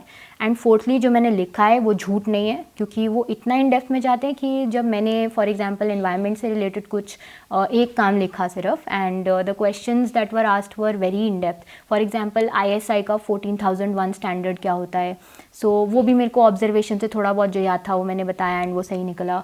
And ऐसे ऐसे जो चीज़ें जो बहुत ही इन डेप्थ जाकर आपसे वो पूछ सकते हैं, उस लेवल पे आपने अगर वो काम किया है तभी उसको मेंशन करिएगा. So these are a few things that you should focus on. Apart from that, if I was to mention the newspapers, वही कोई भी एक उठाया. इकोनॉमिक्स का न्यूज़पेपर बहुत इंपॉर्टेंट रहा मेरे लिए. मिंट या इकोनॉमिक टाइम्स, कोई भी एक, मैं दोनों में से पढ़ लेती थी. उसका जो एडिटोरियल सेक्शन है वो बहुत रिच होता है. तो अगर आपके पास इन जनरल भी टाइम हो तो 15-20 मिनट दे दिए, बस उसका एडिटोरियल ज़रूर पढ़िएगा, बिकॉज इंटरनेशनल इकोनॉमिक्स में भी वो आपको ओपन करता है, पब्लिक एंड पॉलिटिकल इकोनॉमी भी ओपन करता है, एंड बेसिक अंडरस्टैंडिंग कई चीज़ों की आपकी वहाँ धीरे धीरे बिल्ड होने लग जाती है. So I think that is about it for my interview preparation. So कुछ रिलायबल मॉक्स जो मैंने इस साल दिए हैं, एंड वो मैंने चर्न किए थे लास्ट ईयर के एक्सपीरियंस के बेसिस पर. एक तो मैंने नेक्स्ट IAS का देखा था, that they were very respectful and the feedback was great and the board was immensely good and very well read. So next IAS का फैकल्टी एंड ब्यूरोक्रेट वाला मॉक दोनों. सेकेंडली विजन के भी, vision IAS, both of them very good. संकल्प, because वहाँ पर एकदम voluntary service से जो है लोग आते हैं अपना interviews लेने. So I personally found them to be very open with whatever feedback that they were giving, and apart from that, the environment that they build in that one small room is also very helpful, because last year my interview was also very the members were sitting very close to me, and it was very similar to Sankalp. So Sankalp is also one that you can go to. Apart from that, Chanakya Mandal Parivar is also one place where you can go, because sir जो guidance देते हैं वो काफ़ी अच्छी रहती है, and उनका knack of ensuring that you feel happy but also take a lot of feedback with you is very nice. So I would recommend that also. And apart from that, Vajiram के mocks are also good. वहाँ पर जो bureaucratic influence रहती है उनकी in the questions that they're asking and the way they perceive your answers, फिर वो एक sieve बना देता है आपके लिए कि इस टाइप के आंसर्स ही पोजिशन करने चाहिए, एंड वो एकदम ऐसे ड्रास्टिकली टर्न करके क्वेश्चंस आपके ऊपर मतलब थ्रो करते हैं कि इंस्टेंट थिंकिंग आपकी थोड़ी थोड़ी बिल्ड होती है. तो वो एक मॉक भी काफ़ी मुझे अपने लिए फीडबैक वाइज बहुत अच्छा लगा था. And I think that's about it. These 3-4 मॉक्स in total जब आप दे देंगे 3-4 अकेडमीज़, तो आपके टोटल ही काफ़ी ज़्यादा हो जाएगा. आई थिंक 6-7 तो यहीं पर हो जाएंगे. And I think depending on where you are standing and what the feedback is, I think that should be enough to open you up. बाकी the best mock interview is when you stand in front of the mirror and talk to your self, और you are with a friend और your parents, जो भी आपकी guidance और discussion में help कर सकता है. Apart from that, AI can also be a very good mock interviewer. It can ask you questions, you can give it answers, it will structure them better and give them back. उसमें structuring में help लीजिएगा, but I still think उसमें रट्टे मारने का कोई sense नहीं बनता है, बिकॉज उसके खुद के answers sometimes are very brash, very arrogant, condescending, and उसके अलावा जो वो डेटा भी देता है वो रिलायबल नहीं होता है हमेशा. It hallucinates very much. So keeping all of that in perspective, I think these are the institutes and other resources that you can put to use. So this was my elongated strategy of sorts. I hope it really helps you. थोड़ा यहाँ पर भी meandering आपको शायद नज़र आया हो, but that is because the journey is so long that it takes time to put everything in perspective. क्योंकि जब आप कोई नई चीज़ याद आती है तो पुरानी से connect कर पाते हैं आप उसको. So thank you so much for staying till here. I hope this really helps you, and with all your might and all your hard work, when you sit for the exam, I hope you pass through with shining colors. I don't have any public accounts except Telegram. उस पर मैंने एक channel बनाया है जिसका link DKT will put in the description. I will start putting my notes and my strategy. थोड़ा जितना मैंने आपको बता दिया यही मेरी strategy है. But इसके apart, if I remember anything later on, I will definitely put it there. Notes etc. वहीं पर मैं डालूँगी. And I really want to thank you for sticking along, and I'm very thankful to DKT also because जो strategy videos मैंने अपने seniors की पहले देखी थी उससे भी I was able to cull out a lot of things to build my own strategy which I also mentioned in the start. So very thankful to DKT also for giving me this platform and for helping me out through my journey as well. Thank you so much.